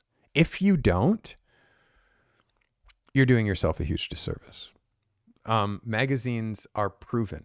There's nothing that gets into a magazine that isn't approved by someone who knows. So here we go. Next photographer, our last photographer of the day, is Kyle Kiono. Kyle, thanks for submitting. So this is your Vogue style, Vogue inspired fashion editorial. I'd like you to look at a couple of rules. Our first rule is how we crop to vertical. So before I show you the cover, I need to show you what this looks like as an 8x10, what this looks like on Instagram. Before I show you a cover, you need to see on Instagram that this photo is actually this. So you need to see that you lose this entire bracelet, right? You lose this entire bracelet and half of this one and a big part of her arms. You lose that because you're already cutting her head and we can't really cut her head any further. Okay. So verticals, and I say this every week, it's two across, and three down. Okay. That is every photo, 2 across and 3 down. Okay. But Instagram and 8x10s are 4 across and 5 down. So 4 across and 5 down, which is 4 times 2 is 8. 5 times 2 is 10, which is essentially the 8x10 crop. That is the crop that Instagram does. Our camera does an 8x12 crop. Okay. Now you need to know when you're shooting vertical that you're going to lose 2 inches, either on the top or on the bottom, or an inch or proportion, however you decide to shoot it. So you're not like, you don't get the whole image when you shoot vertically. Horizontally, it is the whole image, because horizontally, when you're shooting this way, when you're biasing your subject left or right, it isn't an 8x10 anymore, because there's no such thing as a 10x8. There is no such thing. It's a 12x8, and that is 2 pages in a magazine. Exactly. So lock in your crops. That's the first thing, Kyle. This picture is too close. It's too claustrophobic. Okay. And the hands up to her face like this, like when you really look at it and imagine she's not leaning on anything like this, her hands being up here, there's no reason for them to be here. They're there because you put them there. Do you know what I mean? So it's about like you're covering her face and you're also revealing that her nails, and again, the level of detail that I look at photos, you should also look at photos. You can see her nails. She needed to have her nails done before this shoot. Okay. Do you see this? This is called grow out. And this right now is like a week and a half of grow out, meaning she needed to have her nails did 2 weeks, 1 to 2 weeks ago. Okay. Now that's very much revealed, and how her nail ends here. And then there's the grow out on every one of these nails, which I see here, which I also see here. But if you don't know about grow out, and you're not saying when your model shows up, be like, show me your hands. And then they put their hands up and you're like, you needed to get your nails done like 3 days ago, 4 days ago. And she's like, oh my God, you're so right. I totally did. And now you're like, but you chose photo shoot day to like not get your nails done before. And it's like, sending this off to retouching can only do so much. But sending this off to retouching, Natalie, what that says is, I'm lazy. That's what it says. It says, I'm lazy. And I don't care enough to nail this on the first try. I don't care enough to shoot this properly. And sadly, Natalie Bennett, you don't have a great track record of catching things beforehand. So you saying, let's just send it off to retouching, that for me is like, you of all people need to be someone who's like, I need to notice these things more, because there's lots of stuff that's happening in front of my camera that I'm shooting that I don't notice. So you saying this gets sent off to retouching, what I say is get better at noticing this shit. Because if I see it and it's not even my photo shoot and you don't see it and it's yours, that's a reflection on you. Yeah, that's Kyle's pictures. But Natalie is the one who said this was sent for retouching. All right, let's see Kyle's next picture. This is better, Kyle. Much better. Again, the looking off into the nothing. I want you to ask yourself why. Where's she looking? The sunglasses are okay. Her hand is very close to the edge of this frame. Again, showing you what this looks like as an 8x10 and how much you lose. Me showing you this on a frame to show you as an 8x10 and show you how much you lose. This is how much you lose. Like this, the distance and the thickness of this white border is how much you lose when you go to print. So you can see how now what was kind of close is now even closer now that I've put this frame around it. Again, that's what it works like as an 8x10. Let me hide that and show you this as a cover. Again, favorite image so far. Good light, good location. Watch your horizon line. I would lower yourself so you're not dropping your horizon straight through her head, right? Like where you're choosing to drop her is the horizon is right through her head. If you lower yourself and aim up at her, then just the sky becomes the background and all of this stuff gets tucked under here. Yes or yes? So like know when like you're putting a whole other photo's worth of stuff through your most important part of the photo, which is this. So you're putting all of this background stuff for me to look at instead of looking at her. So lower yourself and know when to, Kyle. That's image 2. This image, I don't really understand as far as what she's doing in the face and this smiley smile alone, and then what you're doing in post-production, what you did to her teeth is like a really, really weird whitening, because I can see where it like there's color coming across here. There's coming like, I don't know what you did with her teeth, but that whitening, even at this size, is like her teeth are whiter than the whitest white in this frame. And that's not realistic. Okay. So don't do that. looking at what this looks like as a double page spread, you can see how much she is on top of this gutter. She's on top of the gutter. Look at all the extra space this way. Look at, like, I don't know why this is a double page spread, and I don't really understand this photo. So again, okay, Natalie, I'm on to something else. I can't talk about what happened with a photo review that I've done 2 or 3 reviews ago. This photo, Kyle, needs to feel more like you're using the double page, and this is kind of how that looks, not the way that you framed it.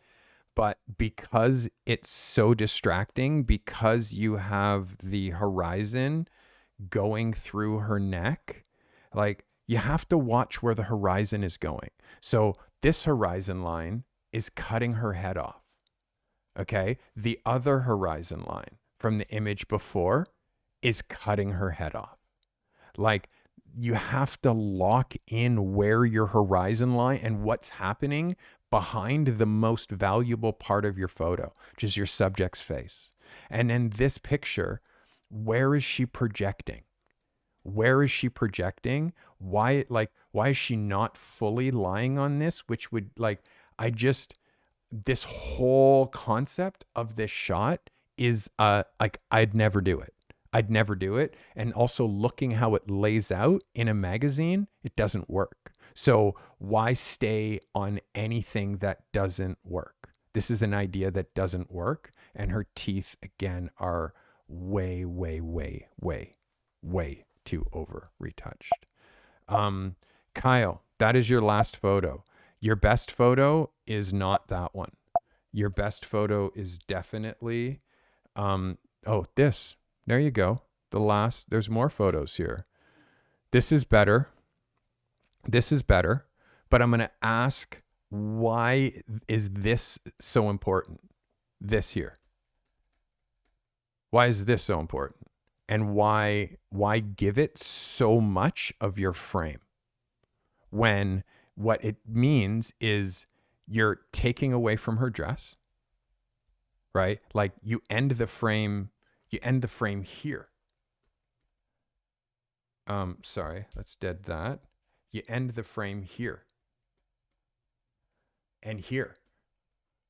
And then you frame it in such a way that you're not so claustrophobic with the toes. And then you rotate this way so you can actually use the other side and not, again, have a horizon going through her head.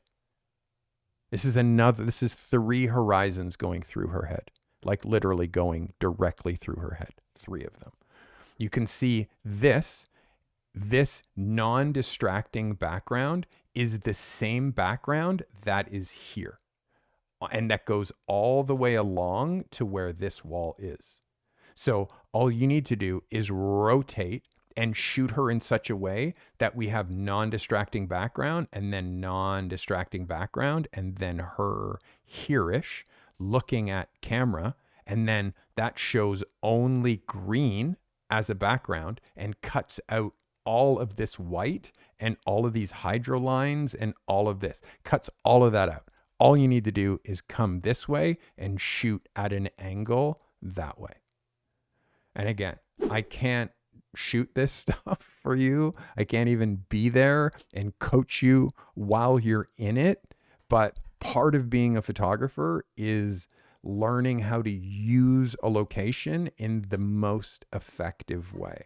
It's hard for me because I see great location choices, but I see mistakes that you make over and over and over and over and over and over again. I see, like, oh my God, like, if I was there, I would just pull you and be like, look there. And you'd be like, oh my God. So if you're there on your own and you're not looking at scenes that, like, from all perspectives and imagining all scenarios, then you end up shooting photos that, for me, like this one, are okay, but it's a miss. It could have been so much better.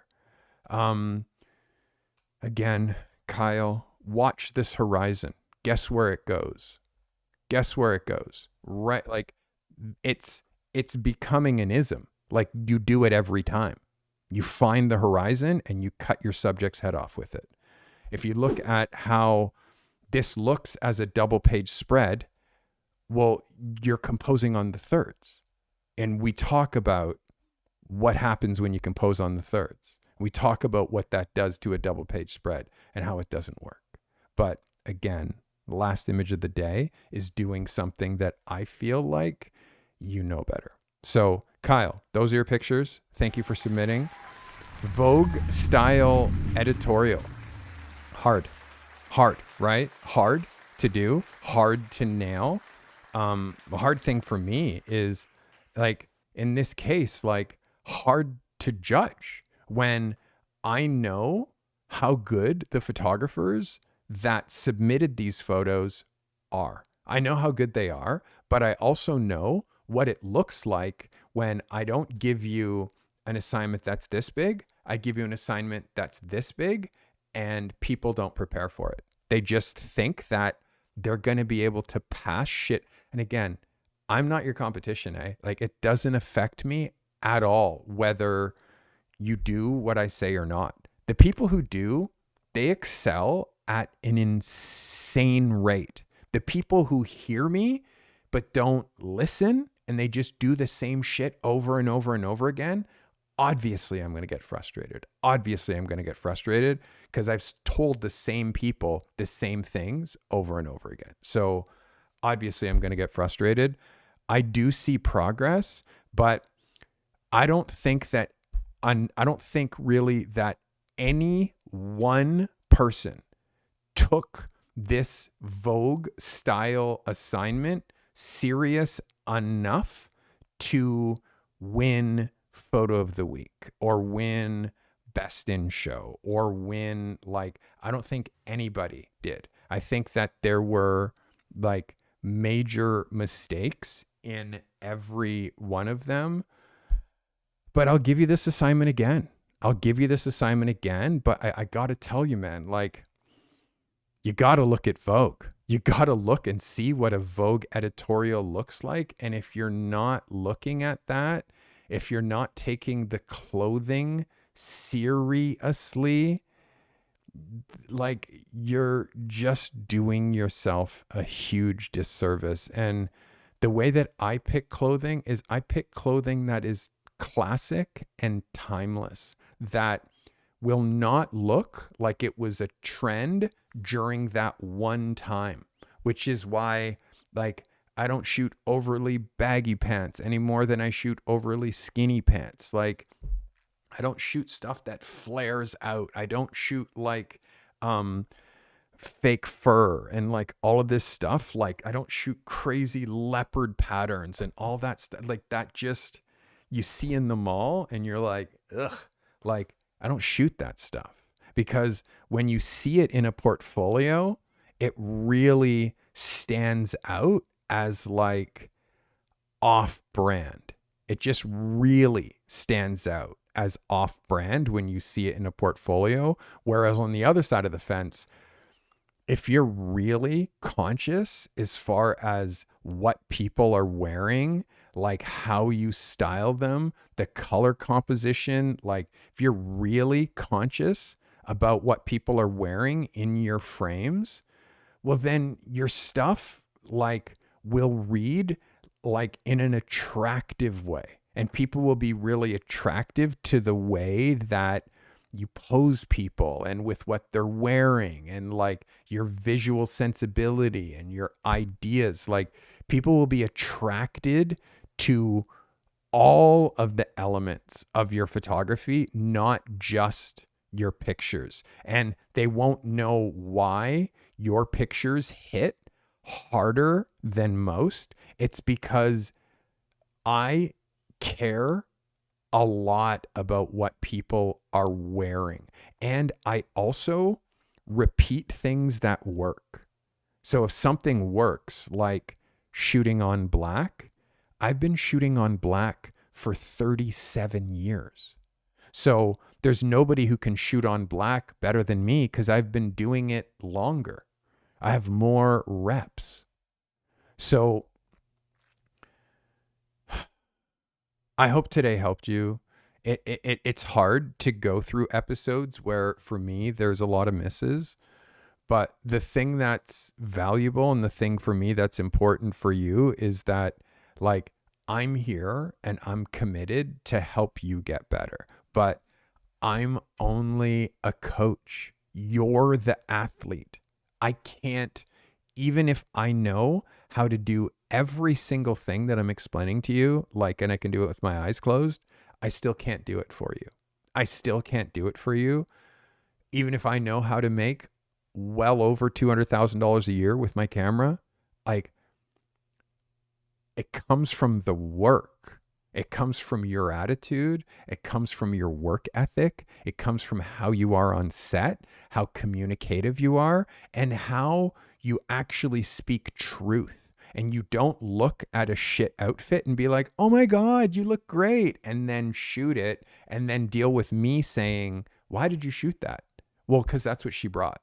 It's like, well, you have a voice. You have a choice to say, hey, you know what? It's not really what I was thinking of for today's shoot. Like, I'm thinking more this, this, and this. And you're thinking this, this, and this. Well, then that's obviously something to talk about before shoot day. And if you're finding yourself with a model on set with a bunch of shit clothes, that's your fault. It's not hers. It's your fault because you didn't talk to them about the clothing and how important it is and have that subject send you what they're thinking about wearing beforehand, which you can look and say, no, no, ugh, no, no, no, no, no, no. And now let me show you some yeses. This, go to H&M and buy this. Go to Uniqlo and buy this. Go here and buy this. It's like, well, I can't afford to buy all this stuff. It's like, well, I can't afford to waste my time shooting all of your low budget clothing. It's just not going to work. So it's your choice. Buy better clothes. And again, just shoot people who have better clothes. Again, it's just frequencies. Guys, I hope today brought you value. Again, I had a very important shoot yesterday, very videos and founders and photos, and those started at noon and I got home at 7:30. So it was a full one. I knew that was happening, which is why I had to move this. But next week is an open week. Is it not? Calligraphy is reminding me about the assignment. Portfolio Lab workshops, by the way, I dive into this stuff in workshops and I talk to you during that. Week 46 is open submission. So you can submit anything that you like that you're considering for your portfolio, one image only. Portfolio Lab workshops are on Tuesdays at noon. They are sick. You have to be a member of Portfolio Lab. The only way to become a member of Portfolio Lab is go to cartymethod.com/Portfolio Lab to join. There is nothing like this on the internet. There is nobody who is doing what I'm doing with this level of care. Reflections as testimony is not what I'm going to assign as this next assignment because this wasn't ran by me. I'm not reflections as like, I'm going to tell you what next week's assignment is, which is open submissions. But for week 47, I'm going to rejig how this is written and the title of week 47. And I will post it in chat and I will talk to you about it on Tuesday for those who are in Portfolio Lab. I'll remind you about it again in community, and then I'll dive deep a little bit on what this assignment is on Thursday when you guys see me here again. But yes, week 47, this I'm not, I need to rejig how this is written. All right. So guys, that was today. Sadly, 2.5 hours to get through, or 2 hours and 15 minutes to get through, the the 54 images that I looked at from the 11 photographers. Hope today brought you value. Again, you can hit the join button, which is the quickest way to say that you appreciate what I'm doing here. This is the true marker. I can never really tell who are true fans, who are really into my content, or who are just using me to get all of this knowledge that I'm dropping here for free on YouTube. You can show me by going to thecartymethod.com and registering, allowing me to email you, allowing me to communicate with you, and at least send me a note and tell me how you found me. I'm very interested in how people find me and are on the Carty Method, how you found me on YouTube. Very interested in that as well. Thank you for being here. I will see you guys on Sunday for another podcast. Sunday's podcast time, I might change. I might try something different Sunday. But of course, Sunday is also Pro Lab, which we do Sunday afternoon. You have to be in Pro Lab or in my Pro Accelerator. If you're interested in being in my Pro Accelerator, go to thecartymethod.com/accelerator and find out more information there. Thank you so much for watching. I recently got over brain cancer, brain tumor, brain surgery. But there's always battles. We're always battling on the next thing. I hope you realize that this is a long road and there's no turning back. You have to be insanely committed to make it as a pro. You think that you're good enough, but you might not be. And I hope this photo review shows you there's a lot of stuff that you're missing. Thanks so much for watching.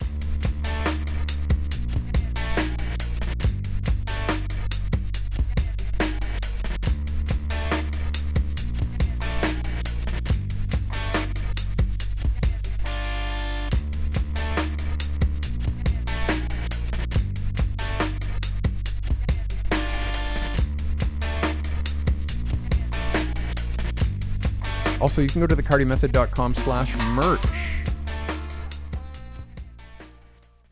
This commercial-free live stream was brought to you by the members of this channel.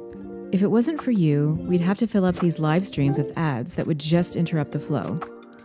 The members of this channel make commercial-free content during these live streams possible. Consider becoming a member for $5 a month today to gain access to secret live streams, live chats, and to show your support with that crown badge next to your name. Sharing is caring.